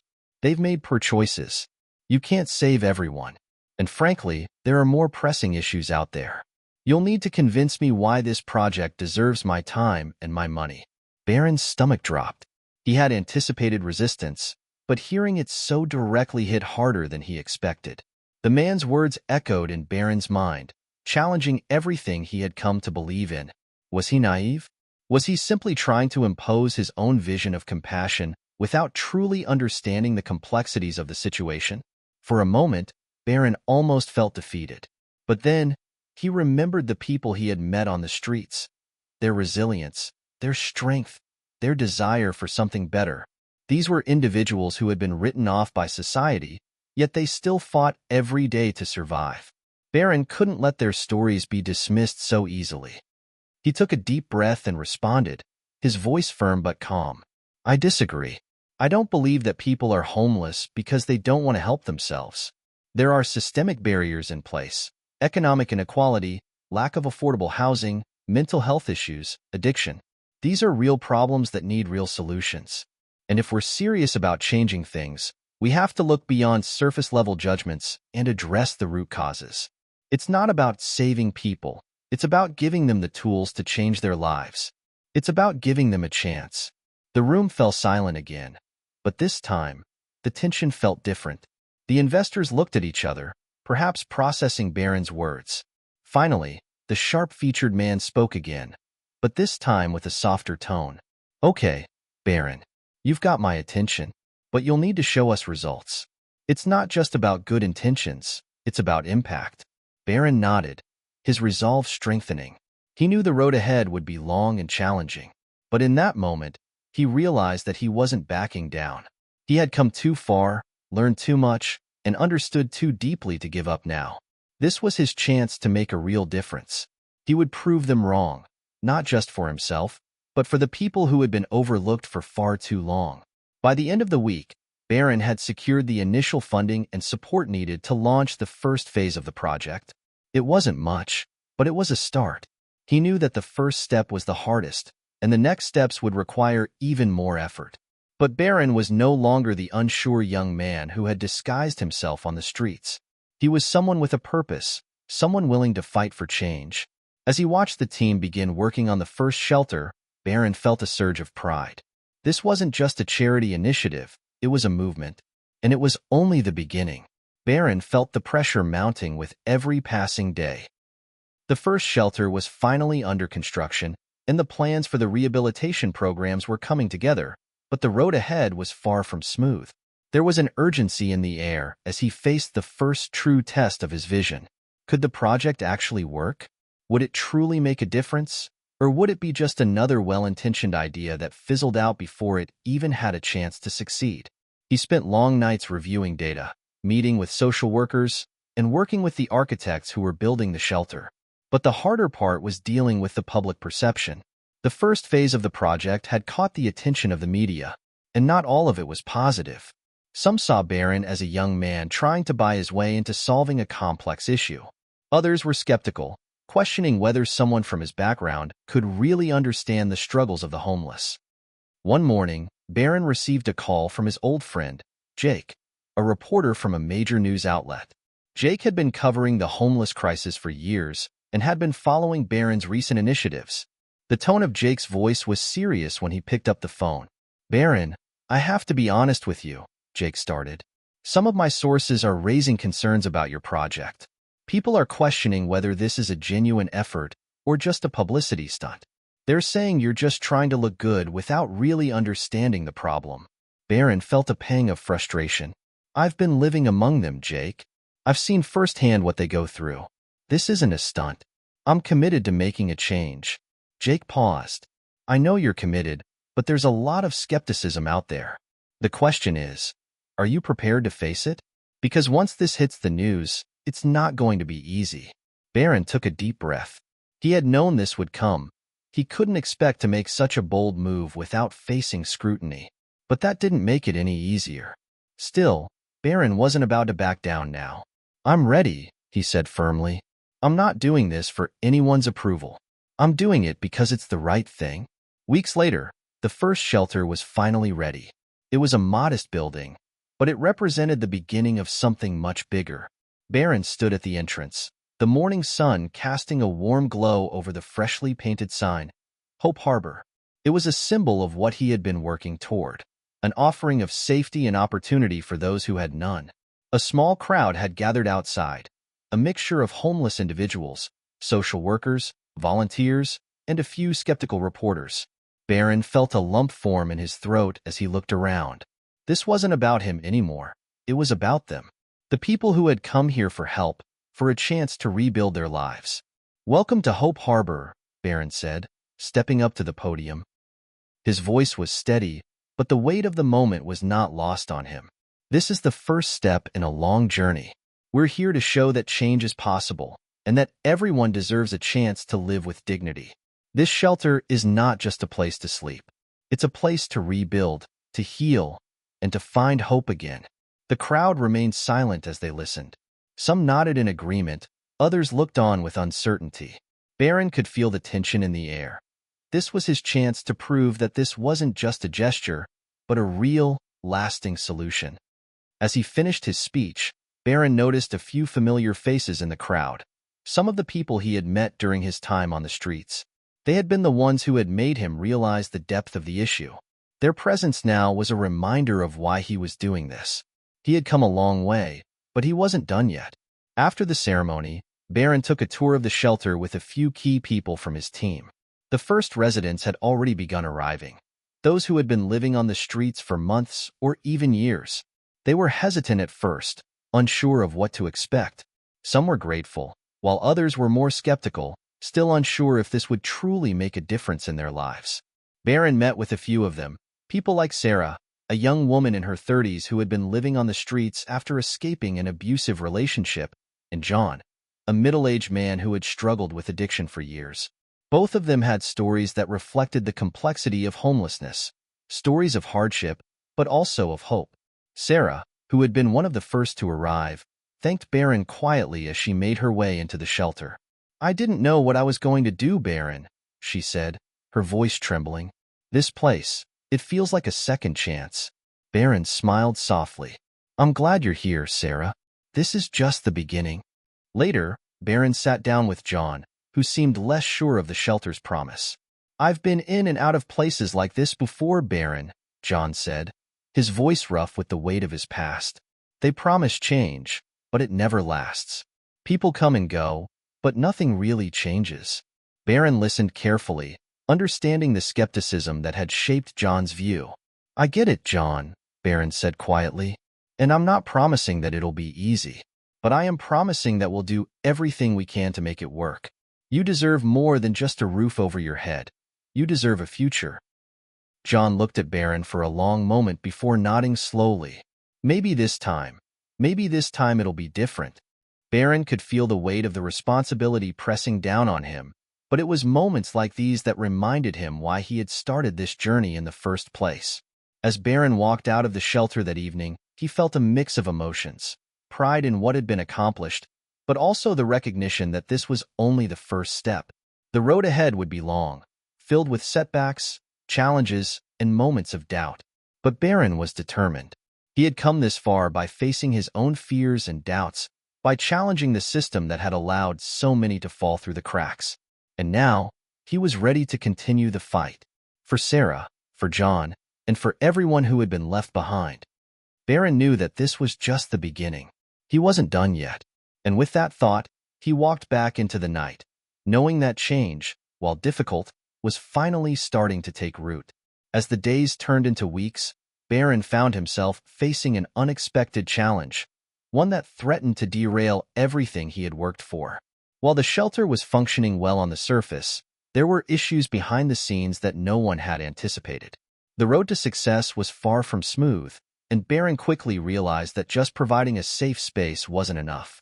The residents, while grateful for the shelter, came with their own histories of trauma, addiction, and mental health struggles that couldn't be solved with a roof over their heads.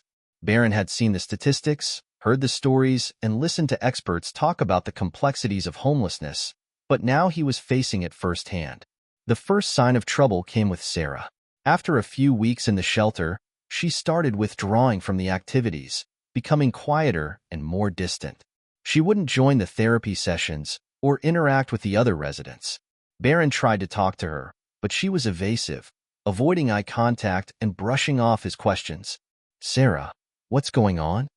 Barron asked one evening, as she sat alone in the common room. "I've noticed you haven't been yourself lately." She looked up, her eyes filled with tears. "I don't know if I belong here, Barron," she whispered. "I don't know if I can keep going. The past, it's just too much." Barron's heart broke as he watched her struggle. He understood, on an intellectual level, the deep pain she carried. But seeing it so clearly, feeling the weight of her emotional turmoil, was something he wasn't prepared for. He had been focused on logistics, on building the shelter and ensuring it was operational. But this was the real work. The work of healing, of rebuilding trust, and of helping people confront the scars of their past. At the same time, John's situation was also becoming more complicated. Despite the initial hope he had shown, the demons of addiction began to take hold again. John started disappearing for hours, sometimes days, at a time. Barron's team found him once, in the alley behind the shelter, his hands shaking as he tried to steady himself. "John," Barron called out, rushing to his side. "Where have you been? What's going on?" John looked up at him with a mixture of shame and anger. "I'm fine," he muttered. "I don't need your help. I don't need anyone's help."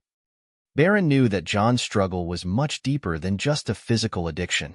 It was rooted in years of emotional pain, of loss, of feeling abandoned by society. And now, it was a struggle that Barron felt responsible for, a battle that he couldn't win on his own. As much as Barron wanted to help, he realized he wasn't prepared for the emotional toll that this work would take. He wasn't a social worker. He wasn't a counselor. He was a young man trying to make a difference, and suddenly, it felt like the weight of the world was on his shoulders. One night, Barron received a call that would change everything. The shelter's manager, Maria, called to inform him that Sarah had gone missing. She had left the shelter in the middle of the night, and no one knew where she had gone. Barron's heart raced as he tried to stay calm. "Did anyone see her leave? Do we know where she went?" Maria's voice shook. "She left without her things, Barron. She just walked out." Panic set in. Barron immediately gathered his team and began searching the nearby streets, calling Sarah's name, asking anyone he could find if they had seen her. The fear of losing someone he had come to care about was overwhelming. Barron couldn't help but blame himself. Was there something he had missed? Could he have done more to help her? The search lasted for hours, with no sign of Sarah. As the night wore on, Barron found himself questioning everything. Was he in over his head? Was he naive to think that a few months of work could undo years of trauma? What if he couldn't fix it? What if he couldn't help? Just as Barron was about to give up, his phone rang. It was Maria again, her voice trembling but relieved. "Barron, we found her. She's at the bus station. She's okay, but she's not coming back.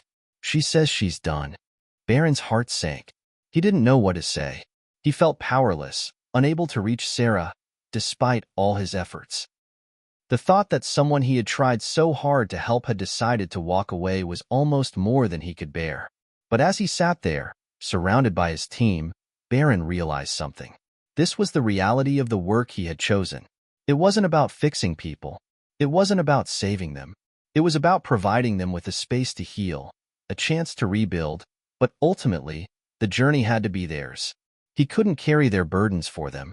It was a painful truth to accept, but it was also liberating. Barron couldn't solve every problem. He couldn't fix every life, but he could keep offering the chance for change. He could keep providing the resources, the support, and the opportunities for those who were ready to take them. The next day, Barron met with his team to reassess the situation. They discussed what went wrong, and more importantly, what they could do better moving forward. It was clear that the shelter needed more than just physical space. It needed a holistic approach. They needed to invest in more mental health resources, addiction recovery programs, and partnerships with local social services. Barron felt a renewed sense of purpose. This wasn't going to be easy. It wasn't going to be perfect, but it was worth it. Every life they touched, every person who walked through the door, was a step closer to creating real change. That afternoon, Barron walked to the bus station where Sarah had been found. He didn't know what he was going to say, but he knew he had to try. When he found her, sitting on a bench with her head down, he sat next to her quietly for a moment. "I understand," he said softly, "but if you ever need a place to come back to, we're here. You don't have to do this alone." Sarah looked up, her eyes tired but soft. She didn't say anything at first, but after a long pause, she nodded. Maybe someday." Barron nodded, his heart heavy but hopeful. "Take care of yourself, Sarah. We'll be here when you're ready." As he stood up to leave, Barron realized that while not every story would have a happy ending, every attempt to help mattered. And he wasn't done yet. As the weeks passed, Barron began to feel the weight of his choices more deeply. Despite the setbacks and challenges, he refused to give up on the shelter. He knew the road to change was never straightforward, but each day that he worked toward building something better felt like a small victory. However, his belief that he could turn things around for everyone was slowly starting to crack. The promises of the shelter were starting to feel more fragile than ever. One afternoon, Barron sat in his office, going through a mountain of paperwork. Reports, budgets, and plans all sprawled before him. But his mind kept drifting back to Sarah and the many others who had walked through the shelter's doors only to leave without looking back. What was he missing? What could he do better? A knock on the door broke his thoughts, and Maria, the shelter's manager, walked in. Her expression was serious. "Barron, we need to talk." "About what?" Barron asked, pushing aside the papers and focusing on her. "Johnny's gone." "Again," Maria said, her voice tinged with frustration. "We found him out on the streets last night." "He's relapsed." Barron's chest tightened. He had seen the warning signs with John, but it still hurt to know that his efforts weren't enough. "We tried everything," Barron muttered. "We gave him all the resources. Why can't he just stay?" Maria sighed. "Sometimes it's not enough. People have to want it for themselves. We can't force them to change." Barron rubbed his temples. "I thought I could fix this. I thought I could make a real difference." Maria placed a hand on his shoulder. "You are making a difference. You've given people a place to start over. But not everyone is ready for that. Not everyone wants it." As the days passed, Barron's confidence began to wane. He started questioning the very foundation of the shelter's mission. Were they just offering temporary relief instead of real solutions? Was he doing enough? Or was he just deluding himself, believing that his wealth and status could solve a problem that was far bigger than he realized? He began to pull back from his day-to-day responsibilities, spending more time alone in his office, scrutinizing the shelter's policies, numbers, and outcomes. The more he looked, the more discouraged he became. He couldn't ignore the glaring truth anymore. The system was flawed. They weren't able to reach everyone, and for some, the shelter wasn't enough to break the cycle of homelessness. Then came a phone call that hit Barron harder than he expected. It was Jake, the reporter who had been following the project from the beginning. "Barron, I need to ask you about something. We've heard some concerning reports about Hope Harbor. There are rumors that some of the residents are slipping through the cracks. People are leaving the shelter because they don't feel it's actually helping. Can you comment?" Barron's stomach dropped. The questions from the media were not new, but hearing Jake's voice, one of the few who had supported him at the beginning, felt like a personal betrayal. "Jake, that's not fair," Barron responded, his voice tight with frustration. "You know what we're doing here. It's not perfect, but we're trying." "I understand that, Barron," Jake replied, his voice softening. "But the question is, are you really doing enough? Or are you just pushing the issue under the rug? People want answers." Barron's heart raced, and his mind began to spiral. This wasn't supposed to be about the headlines.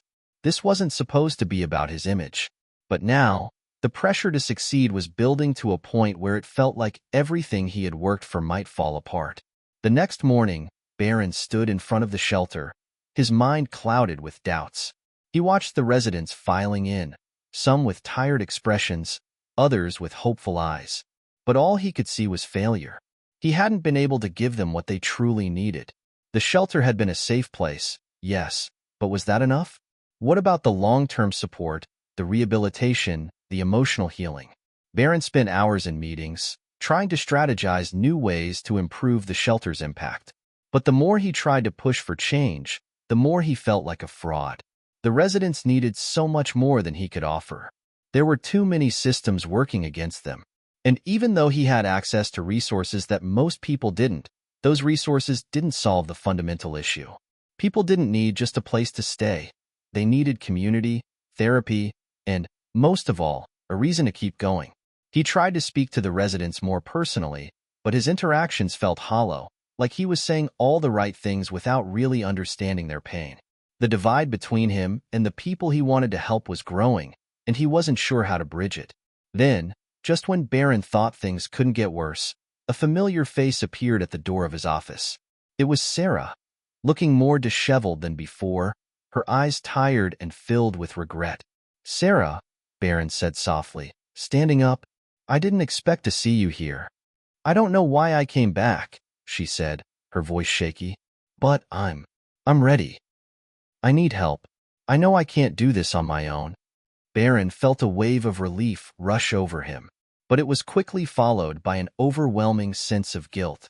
Was he truly equipped to help her? Was the shelter enough? He guided her to one of the common areas and sat with her as she spoke. "I've been running from everything. From the past, from myself.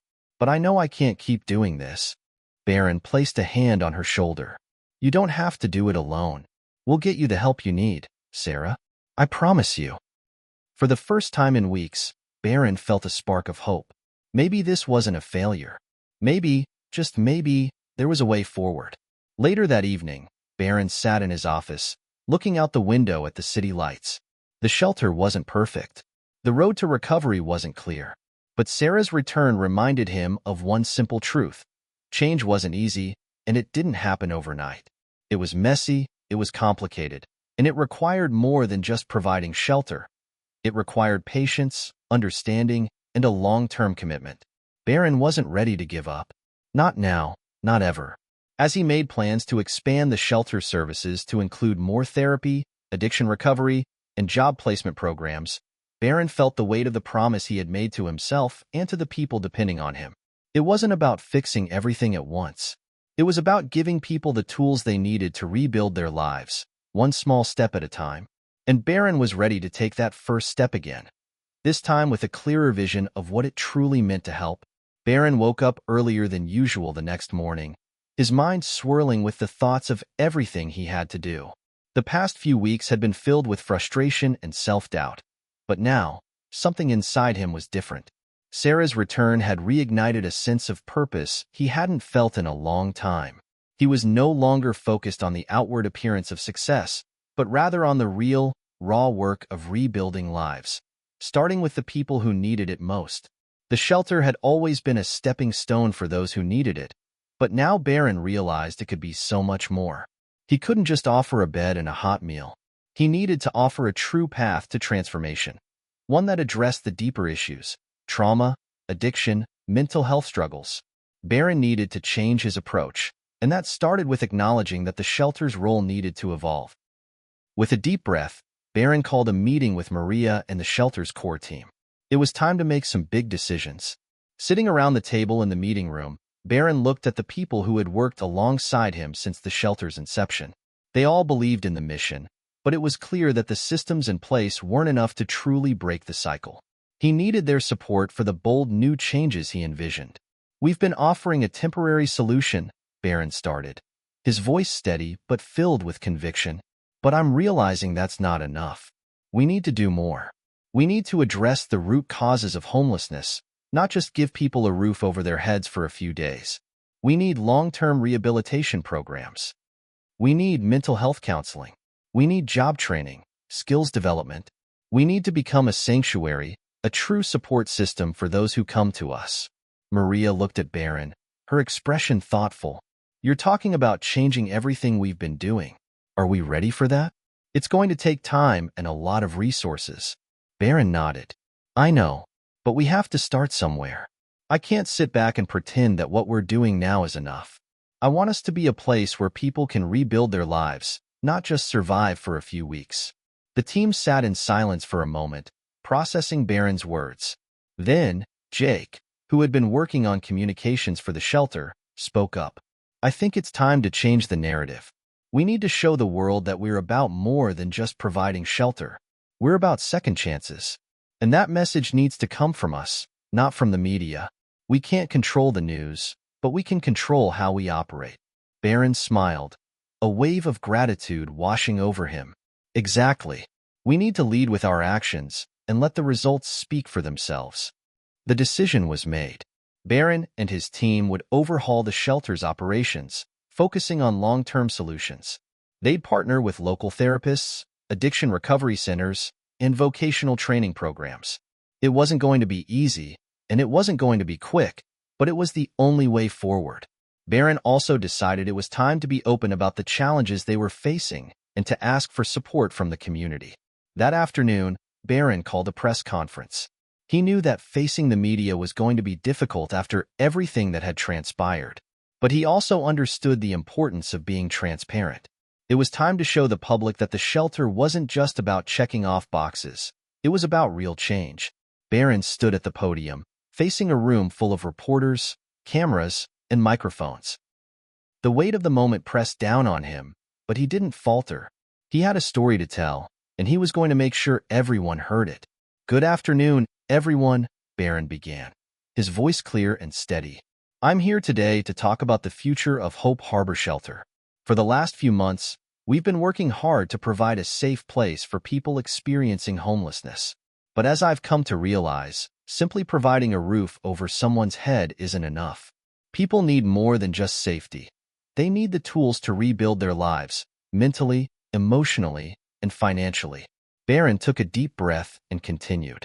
"We've made the decision to shift our focus. From now on, we will be implementing a comprehensive rehabilitation program. This will include addiction recovery, mental health services, job training, and long-term support. This is not just about offering temporary relief. This is about providing a pathway to a better future."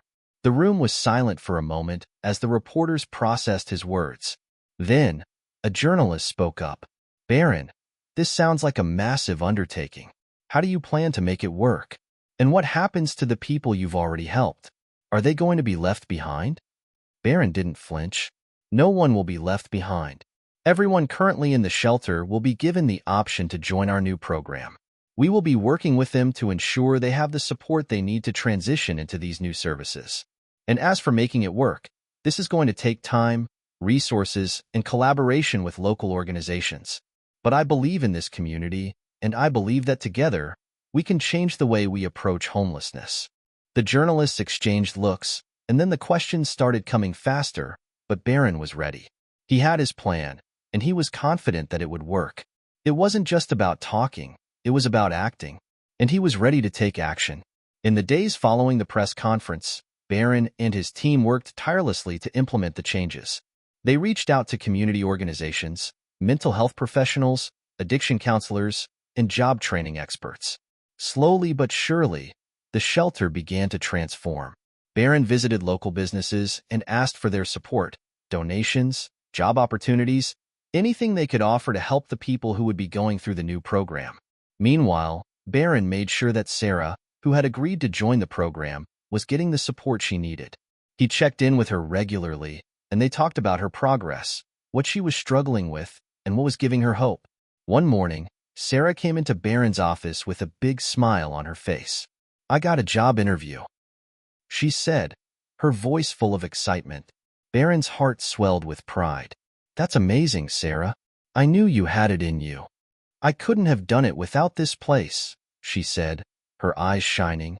"I'm ready to move forward. For the first time in a long time, I believe I can." That evening, Barron sat in his office, looking out over the city. It had been a long road, and there were still so many obstacles ahead. But for the first time in a while, Barron felt a deep sense of peace. The changes were beginning to take shape. Hope Harbor wasn't just a shelter anymore. It was a place of real transformation. Barron smiled to himself. He wasn't just leading an organization. He was leading a movement. And it was only just beginning. As the days passed since Barron's press conference, the transformation at Hope Harbor Shelter began to gather momentum. What started as a bold, risky decision had now become a cause that others in the community were eager to support. Local businesses began donating more resources, volunteers flooded in to help with the new programs, and even city officials reached out, offering assistance to ensure Barron's vision came to life.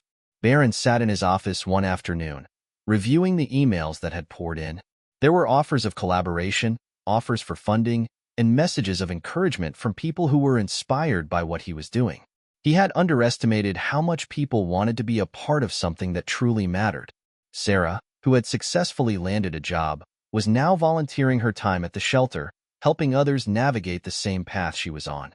She was becoming a living testament to the changes taking place, and her story was quickly becoming one that others looked to for hope. Barron felt an overwhelming sense of pride as he watched this ripple effect unfold. The shelter was becoming more than just a safe haven. It was becoming a community, a lifeline. For one morning, as Barron was preparing for a meeting, the shelter's front desk called him. "Mr. Trump, there's someone here to see you. They say it's urgent." Barron frowned, puzzled. "Who is it?" The receptionist hesitated before replying. "It's a woman. She says her name is Lily, and she insists it's important." Barron's curiosity piqued. He had met many people in his time working at the shelter, but he couldn't recall anyone by the name of Lily. He decided to meet her in person. When Barron entered the lobby, his eyes fell on a woman in her late 30s, dressed in a modest coat. She had an air of quiet desperation about her, but there was also something else in her eyes: determination. "Mr. Trump?" she asked, standing up as he approached. "I'm Lily. I need to talk to you about something." Barron gestured for her to sit. "Of course. What's on your mind?" Lily took a deep breath before speaking. "I've been following the work you're doing here at Hope Harbor, and I know that what you're doing is real. You're giving people second chances. But I need to tell you something.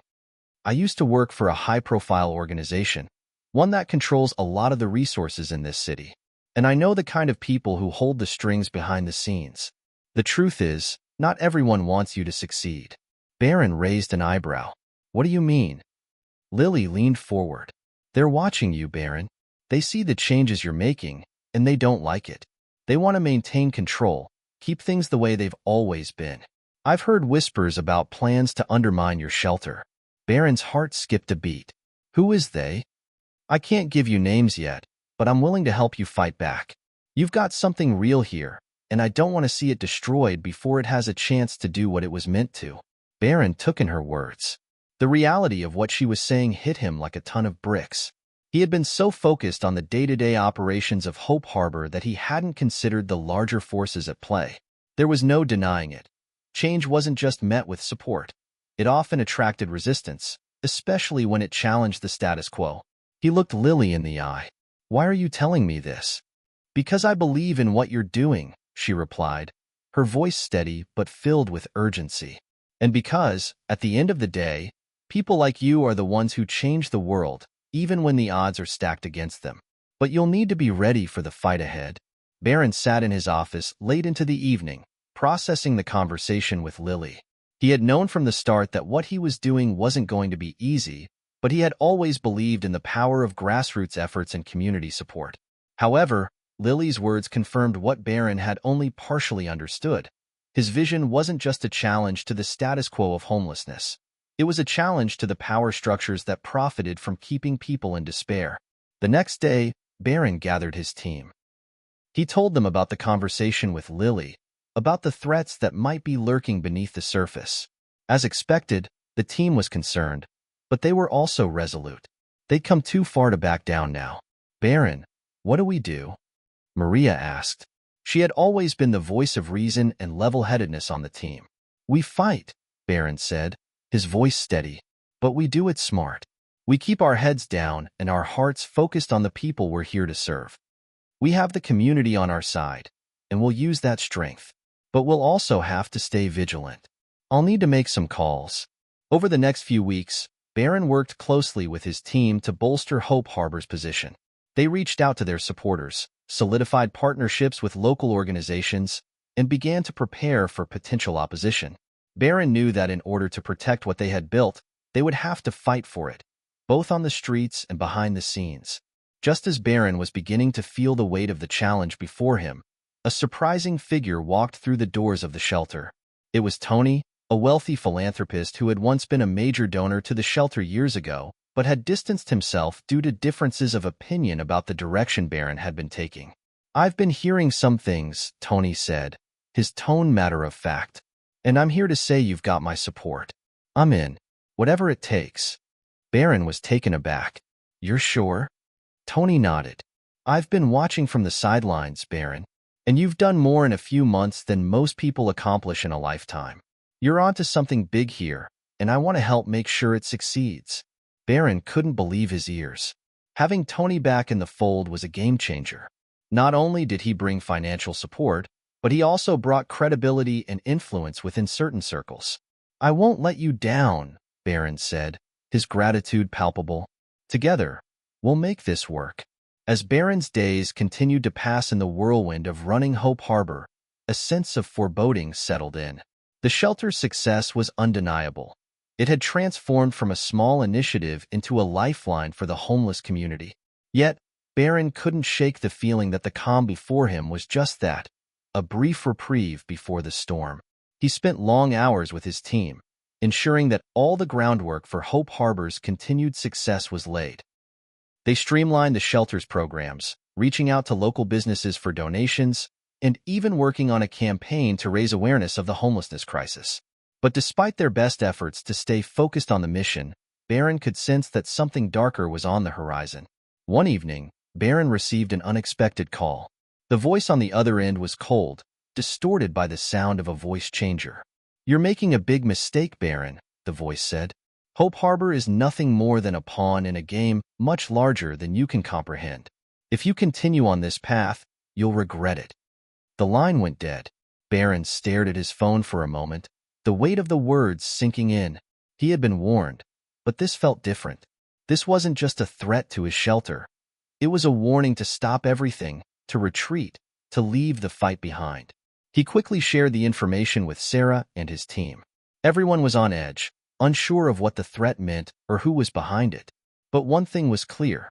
Someone with power, someone who didn't like what Barron was doing, was trying to stop him. The following day, Barron gathered everyone for a meeting. He could see the unease in their eyes, but he couldn't afford to let fear take hold.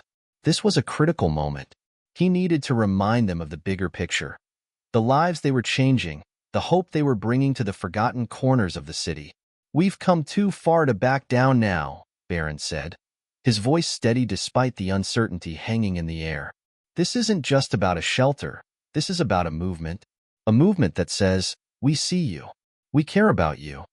We've made an impact, and that's why they're trying to tear us down. But I know what we're doing is right, and I won't stop. I need you all to stay strong. We have the community behind us, and together, we can weather any storm." There was a quiet nodding around the room, as if Barron's words were the anchor they all needed. It was clear that they had grown into a family, a tight-knit unit united by a shared purpose. They weren't going to let a faceless threat stand in their way. Barron reached out to the community, calling for support. He knew the people of Hope Harbor weren't just clients. They were advocates now. They had been given a second chance, and they were determined to fight for it. While Barron and his team worked tirelessly to keep Hope Harbor running, the unease continued to grow. One afternoon, as he walked through the shelter, Sarah pulled him aside. Her face was serious, her eyes wide with concern. "There's something I need to tell you," she said quietly. "I've been hearing things. People are talking about you. There's someone on the inside who's been passing information. They know your every move." Barron's stomach tightened. "Who?" "I don't know yet," Sarah replied. "But I've heard whispers, and I'm not the only one. It's like they've got eyes and ears everywhere. I don't want to believe it, but I think there's a traitor in our midst." Barron's mind raced. Could someone within Hope Harbor be working against him? Was there someone close to him betraying the mission for some unknown reason? He couldn't afford to let paranoia take root, but the reality of what Sarah was saying hit him hard. The enemy wasn't just outside anymore. It was within. In the midst of this chaos, Barron received a call from the mayor's office. Mayor Thompson, who had expressed his support for Hope Harbor from the beginning, wanted to meet with Barron in person. When Barron arrived at City Hall, he was greeted by the mayor, a no-nonsense woman with a reputation for being tough but fair. She ushered him into her office, where they sat down. "I've heard some disturbing things," Mayor Thompson said, her tone guarded. "There are people within the city's political circle who don't like what you're doing. They feel threatened by the changes you're making, and they want to put an end to it." Barron leaned forward, his heart pounding. "What do you mean?" "They're looking for any excuse to shut you down, Barron. They'll stop at nothing to discredit you, to take away the support you've built. You've become a symbol of something they don't want to see succeed." Barron's mind raced. "But I've got the community on my side. People are standing with us." The mayor nodded. "That's true. But these people have power, and they're not afraid to use it. I just wanted you to be aware. There's a storm coming. Later that week, the storm Barron had feared began to take shape. Local media outlets, once supportive of Hope Harbor, began running negative stories. They claimed that Barron's shelter was a drain on city resources and that it was attracting dangerous elements to the area. Rumors swirled that Hope Harbor wasn't as successful as it seemed and that Barron's leadership was questionable. The media onslaught hit Barron hard. The shelter's funding, which had been steadily growing, started to dry up as donors hesitated. Barron could feel the pressure mounting. The whispers of betrayal from Sarah's warning seemed more real than ever. It was no longer just a matter of defending Hope Harbor from external forces. It was a fight for survival, for truth. Despite the mounting challenges, Barron refused to back down. He rallied his team, urging them to stay focused. "We've fought for this. We've changed lives. And we're not going to let anyone take that from us," Barron said, his voice fierce. He knew the battle was only beginning. The storm wasn't just about external threats. It was about the resolve of those who believed in what they were doing. And Barron wasn't about to let that belief be crushed. The storm Barron had feared was now in full force. The media's relentless scrutiny was taking its toll. Hope Harbor's funding had taken a significant hit, and the shelter's volunteers were beginning to doubt the mission. Even some of the clients had started whispering about the rumors. Barron felt the pressure like a heavy weight on his shoulders. The betrayal Sarah had warned him about seemed more likely with each passing day. It was becoming increasingly clear that there was someone within the shelter who was working against him, feeding information to the people trying to undermine Hope Harbor. But Barron couldn't afford to let paranoia cloud his judgment. He had to focus on keeping Hope Harbor standing, even if it meant facing the storm head-on. Barron called a meeting with Sarah and the core members of his team. They sat around a large table in the back office of the shelter. Sarah, her expression grave, spoke first. "I've been trying to track down the leaks, but whoever is doing this is careful. They're leaving no trace. I'm sorry, Barron, but it feels like we're being attacked from the inside out." Barron nodded, his mind racing. "We need to find out who's behind this.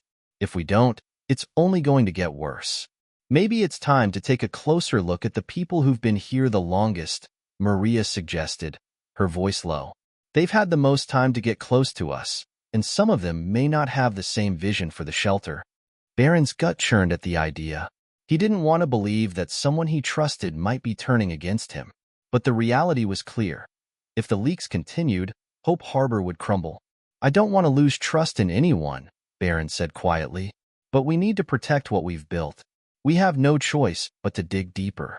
Just as things seemed to be spiraling out of control, an unexpected ally appeared. Tony, the wealthy philanthropist who had supported the shelter in the past, called Barron. The phone call was brief, but to the point.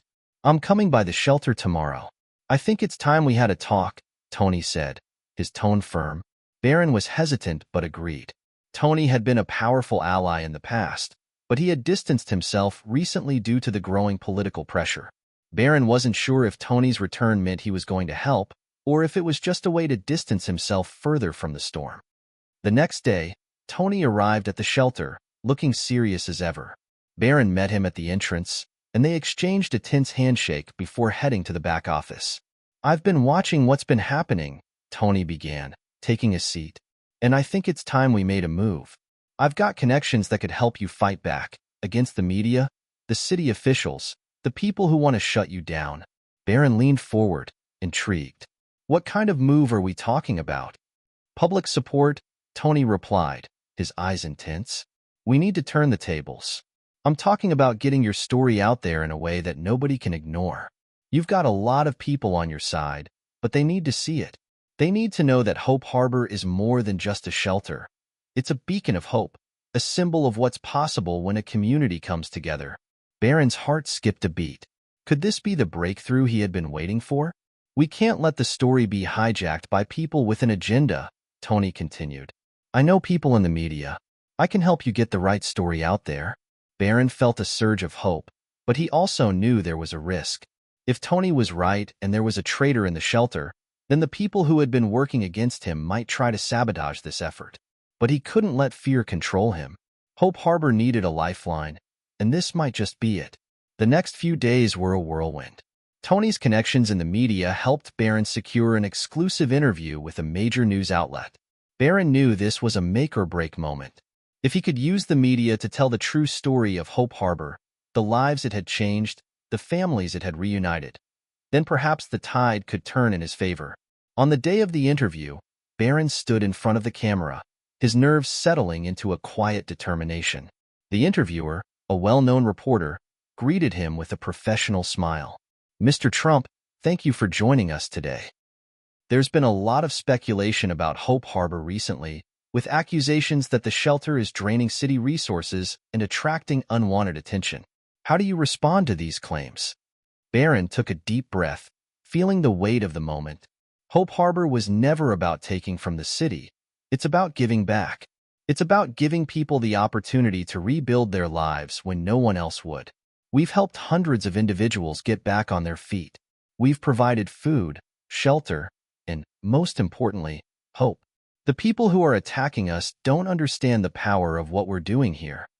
The interview went on for over an hour, and Barron poured his heart into it. He spoke about the personal stories of those whose lives had been changed, about the volunteers who gave their time without question, about the partnerships with local businesses that made the shelter a hub of support. When the interview aired, it wasn't just a regular news story. It was a full feature, showcasing Hope Harbor's successes and its impact on the community. Barron's words resonated with viewers, and the response was overwhelming. Social media exploded with support for Hope Harbor, and donations began to pour in once again. But even as Barron celebrated this victory, he couldn't ignore the nagging feeling that someone was still working against him. The traitor was still out there, and Barron knew he couldn't rest until he found out who it was. His suspicions grew stronger when he noticed small things. Papers missing from his desk, whispers between certain staff members when they thought no one was listening. He could feel the walls closing in. And then, just as Barron was about to address the situation head-on, he received another anonymous message. "You've won this round, Barron, but there's always a price to pay. You've made powerful enemies. Watch your back." As the message sank in, Barron realized the stakes had just escalated. The storm wasn't over. It was only just beginning. He had made a lot of progress, but he had also made a lot of enemies. The real battle had yet to come, and Barron had no idea how far these enemies were willing to go to bring him down. The threat was real, and Barron couldn't afford to be complacent. If he wanted to protect Hope Harbor, he was going to have to fight harder than ever before. Barron's victory in the media had been a small but crucial win. However, as the days passed, the weight of his new reality began to settle in. He couldn't shake the feeling that the threat was bigger than he had anticipated. The anonymous messages, the suspicious activity, and the whispers among his staff. Something wasn't right. He could feel the tension mounting within Hope Harbor. Even though donations were pouring in and the community was rallying behind them, Barron knew this was only temporary. The enemy wasn't just outside the walls of the shelter, it was inside. He had always prided himself on the integrity of Hope Harbor, and it had never crossed his mind that someone he trusted would turn on him. But now, Barron was forced to confront a harsh truth. There was a traitor among them. Barron knew he had to act fast. He couldn't afford to wait any longer to root out the leak. It was time to investigate. "I'll go undercover," Barron decided, speaking with Sarah late one evening in his office. "I'll work alongside the staff, pretend like everything is fine, and see if I can catch anyone in the act." Sarah hesitated. "Barron, that's dangerous. If someone catches on—" "I don't have a choice," he interrupted, determination in his eyes. "Hope Harbor is everything to me. I need to know who I can trust." Sarah nodded, though worry still lingered in her gaze. "Be careful. We've already lost so much." Barron understood her concern. This wasn't just about Hope Harbor anymore. This was about preserving everything they had fought for. He had to find out who was behind the sabotage, and he was willing to do whatever it took. For the next week, Barron integrated himself into the daily operations of Hope Harbor like never before. He worked alongside the volunteers, cleaned the shelter, helped prepare meals, and even took on the role of helping clients directly. All the while, he kept his eyes and ears open, watching for any signs of trouble. At first, everything seemed normal. The shelter was buzzing with activity. The staff was doing their best to keep things running smoothly, and Barron tried to blend in, keeping his focus on the task at hand. But as the days went by, subtle signs began to emerge. One afternoon, as Barron was cleaning the shelter's common area, he overheard a conversation between two longtime volunteers. They were speaking in hushed tones, but Barron could make out a few words. "She's the one. She'll figure it out if we don't stop her." Barron's heart skipped a beat. He knew the she they were talking about could only be Sarah. But why would anyone want to target her? She had been his most loyal ally throughout this entire ordeal. Something wasn't adding up. He waited until the volunteers had left the room before following them discreetly, determined to get to the bottom of this. Barron followed the volunteers to a quiet corner of the shelter, hidden from the rest of the staff. As they gathered around a table, Barron carefully moved closer, making sure to stay out of sight.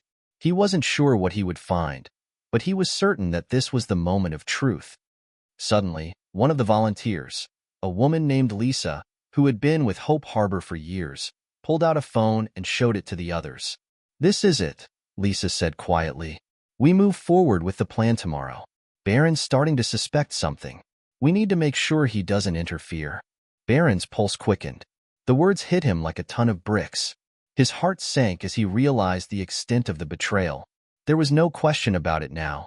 They were working against him. His suspicion had been right. There was a traitor, and they were planning something dangerous. Barron's thoughts raced. He couldn't confront them here. It would alert them to the fact that he knew. Instead, he had to act smartly, gather more evidence, and plan his next move carefully. He quietly retreated from the scene, his mind already working on a strategy to confront the culprits without exposing his hand.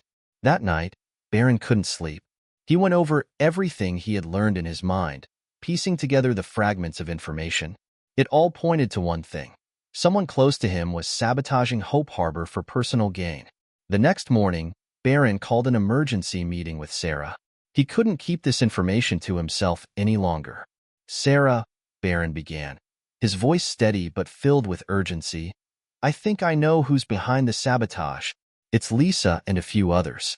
They're plotting against us, against you, specifically." Sarah's eyes widened, her face pale. "Lisa? But she's one of the longest-serving volunteers. She's always been so committed." "I know, but we've seen the signs. They're planning something. I overheard them talking last night. They said that they had to act before you figured it out," Barron explained. Sarah shook her head, struggling to process the betrayal. "But why? What do they want?" "I don't know yet, but we need to find out. And we need to stop them before it's too late." Barron's mind was racing. There was no time to waste. He had to confront Lisa and the other volunteers before they could carry out whatever plan they had. The next few days were tense. Barron and Sarah carefully planned their next steps. They decided to set a trap for Lisa and the others, using the element of surprise to catch them in the act. Barron knew this was risky. If they weren't careful, it could backfire. But it was their only option. They arranged for a meeting to discuss new changes to the shelter's operations. Barron and Sarah made sure to send out the invitation to Lisa and the others, knowing that they would show up to gather intel. They set up hidden cameras in the meeting room, ready to record whatever transpired. When the time came, Barron and Sarah waited in the shadows, their hearts pounding with anticipation. They didn't know exactly what would happen next, but they knew that whatever it was, it would change everything. Barron's nerves were on edge as he and Sarah finalized their plans to catch the traitors in the act. The hidden cameras were ready, the meeting invitation had been sent, and now all they had to do was wait. The tension in the shelter was palpable, and Barron knew that this confrontation would be a pivotal moment in the fight for Hope Harbor. As the appointed time drew closer, Barron paced in his office, unable to sit still. He couldn't afford to let emotions cloud his judgment, but his mind raced with possibilities. If Lisa and the others were behind the sabotage, how far would they go to cover their tracks? What would happen when the trap was sprung? "Are you ready?" Sarah's voice interrupted his thoughts. Barron turned to face her. Her expression was serious, but her eyes held the same determination he felt. "We'll see," he replied quietly. "But we need to be prepared for anything." The time arrived, and Barron and Sarah made their way to the meeting room. The tension was thick, but they knew they had no other choice. Lisa and the other conspirators would soon arrive, and this would be their chance to expose everything. When the volunteers walked in, Barron feigned calmness, offering them a welcoming smile, but inwardly, his heart was pounding. He couldn't allow his nerves to show. He needed to stay composed. Lisa was the first to speak. "Thanks for organizing this, Barron. I'm curious to hear the new plans." Barron nodded, suppressing the unease creeping up his spine. "I think you'll find that they're exciting changes. We're looking to take Hope Harbor to the next level."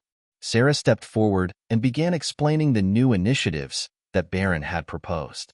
She outlined vague, non-specific changes, things that could be misinterpreted or twisted to appear as though Hope Harbor was being handed over to external control.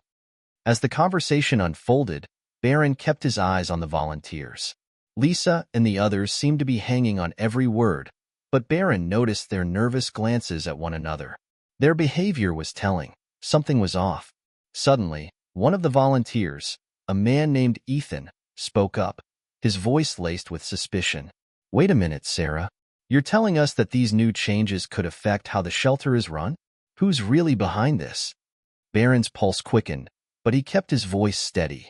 "These changes are meant to improve operations, bring in more resources. It's all about growth." But it was too late. The subtle hints of distrust had already planted seeds of doubt in the air.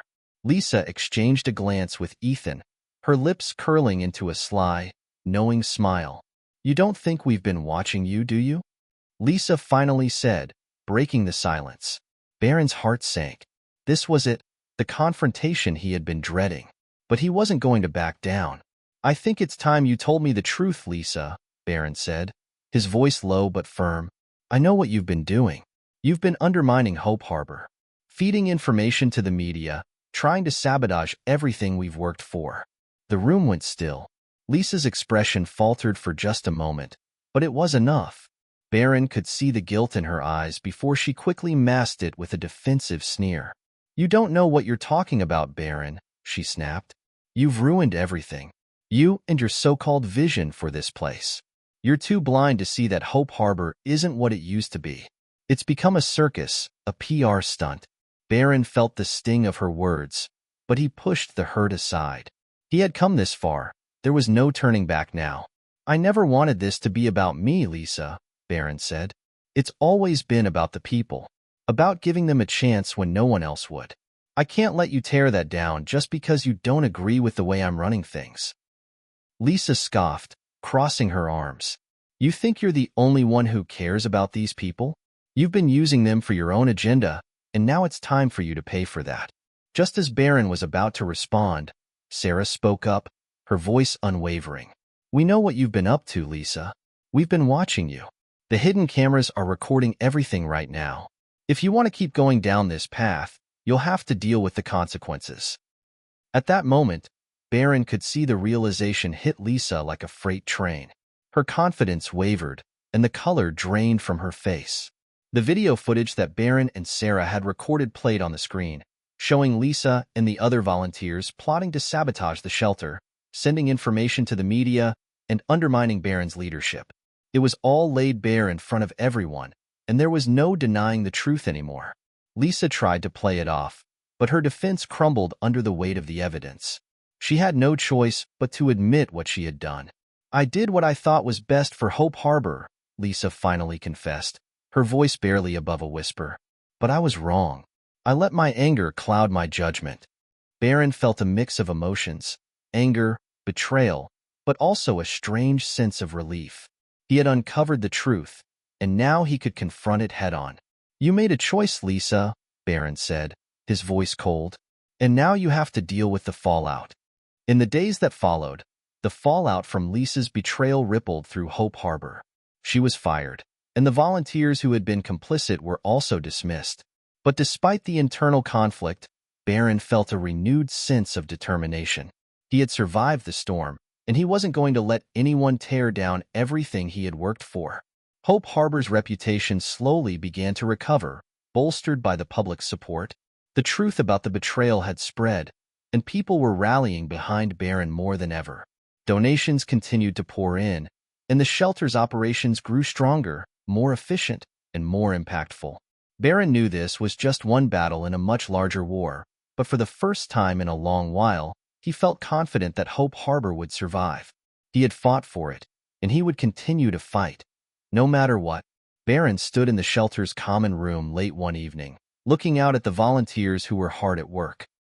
It was a quiet night, and for the first time in weeks, Barron allowed himself to relax, even just a little. Hope Harbor was back on track, and the future looked brighter. He had learned something invaluable over the past few months.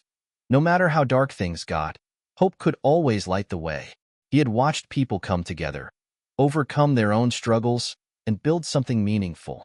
It had been a long, difficult journey, but Barron knew it was worth every step. He turned to Sarah, who had been beside him through it all. "We did it," he said, a smile tugging at his lips. "Hope Harbor's still standing." Sarah smiled back. "And it always will be." It had been a week since the truth came out about Lisa and the others. Barron had braced himself for a wave of backlash, but to his surprise, the community rallied behind him stronger than ever. The media had picked up the story, but instead of turning it into a scandal, they focused on how Barron had handled the betrayal with grace and determination. Hope Harbor's reputation was not only intact, it was better than before. The shelter's staff and volunteers, though shaken by the revelation of sabotage, were now more united. Everyone knew that Hope Harbor was a place that had survived the worst, and they were committed to making it the best it could be. Barron and Sarah spent the following weeks working tirelessly to rebuild Hope Harbor's programs, using the momentum from the recent crisis to fuel their vision for the future. They began expanding their outreach, bringing in new volunteers, and working with local businesses to forge new partnerships. The shelter's impact was growing, and Barron was more driven than ever to make sure it wasn't just a place of refuge, but a place that empowered those who needed it most. But amidst the whirlwind of work, Barron found himself reflecting on everything that had transpired. The journey had been long and challenging, but the lessons had been invaluable. He had learned to trust his instincts, to stay focused in the face of adversity, and most importantly, to never lose sight of the people Hope Harbor was meant to serve. Barron was also more aware than ever of the fine line between doing good and being taken advantage of. His initial naivety had been tested, but he had emerged stronger, with a clearer sense of what it meant to lead. One afternoon, as Barron was reviewing some new outreach proposals, he received a phone call that would once again alter the course of Hope Harbor. The voice on the other end of the line was familiar, but it sent a chill down Barron's spine. "Barron," the voice said, "it's Lisa." Barron hesitated before responding. "Lisa, I don't know what you want, but I don't have time for more games. You've already done enough damage." "I understand why you feel that way," Lisa said, her tone subdued, "but I'm not calling to fight. I want to apologize. I know I can't undo what I did, but I want to make it right. I've learned a lot about myself, and I know I've hurt people, including you. I just want a chance to help." Barron was taken aback. He had expected Lisa to come back with anger, accusations, or even more lies, but instead, she was speaking with sincerity. His first instinct was to hang up, to cut her off for good, but something about her tone made him pause. "Why now?" Barron asked, his voice guarded. "I've been doing a lot of thinking. What I did was wrong, and I can't live with it anymore. I've been volunteering at another shelter, working with people who are in the same position as the ones I betrayed. I see now that it's not about power or control. It's about helping people, just like you've always said." Barron didn't respond immediately. He was torn. Part of him wanted to dismiss Lisa entirely, to shut the door on someone who had caused so much harm. But another part of him, the part that had built Hope Harbor from nothing, knew that everyone deserved a chance to make amends. "I'll think about it," Barron finally said, "but no promises." Over the next few days, Barron found himself wrestling with the decision. Could he trust Lisa again? Should he give her a second chance? He spoke with Sarah, who was more skeptical. "You can't just let her back in," Sarah cautioned. "She may be sorry, but the damage she caused—" "I know," Barron interrupted, "but I can't pretend I haven't made mistakes too. We've all been through a lot. Maybe it's time to show people that redemption is possible." Sarah was quiet for a moment, considering his words. "You've always believed in second chances. If you're sure, then I'll support you." But be careful, Barron. The day came when Barron called Lisa back. His heart raced, but he was resolute in his decision. I'm willing to give you a chance, he said, but it's not going to be easy. You'll need to prove that you're committed to Hope Harbor, not just yourself. Lisa's voice was filled with gratitude. Thank you, Barron. I promise you won't regret this. I want to make things right. Barron hung up the phone, feeling a sense of relief. This wasn't just about forgiving Lisa. It was about moving forward, about showing that Hope Harbor was a place where people could transform, no matter their past. Months passed, and Lisa worked diligently to prove herself. She started at the bottom, doing whatever was necessary to support the shelter's mission. She volunteered with clients, helped organize events, and began to rebuild the trust she had once destroyed. Slowly but surely, she regained the respect of the staff and volunteers. Barron watched her progress with a cautious optimism. It wasn't easy for him, but he knew that by giving Lisa a second chance, he was embodying the very values he had fought so hard to uphold. Hope Harbor wasn't just about providing shelter. It was about offering opportunities for growth, for change, and for redemption. One evening, Barron stood on the steps of Hope Harbor, looking out at the city lights in the distance. It had been a long, hard road, but he could finally see the future more clearly than ever. The shelter was thriving, the community was stronger, and Hope Harbor was once again a beacon of hope for those who needed it most. His phone buzzed with a message from Sarah. You've done it. Hope Harbor is exactly what you envisioned. Proud of you. Barron smiled to himself as he typed a quick reply. Couldn't have done it without you. He looked around at the people working inside the shelter, the families, the volunteers, and the staff who had stood by him through every challenge. They were all part of the story now, a story of perseverance, redemption, and hope. Hope Harbor was more than just a shelter. It was a testament to the power of second chances and to the belief that, no matter how dark things may seem, hope always has a way of lighting the path. As Barron walked back inside, the sound of laughter and conversation filled the air. The journey had been long, but it had led him to a place of peace. For the first time in a while, Barron felt like he had found his purpose, and Hope Harbor was just getting started. In a world full of uncertainty, one thing was certain. Hope Harbor would continue to be a beacon for those in need, and Barron Trump was ready for whatever came next.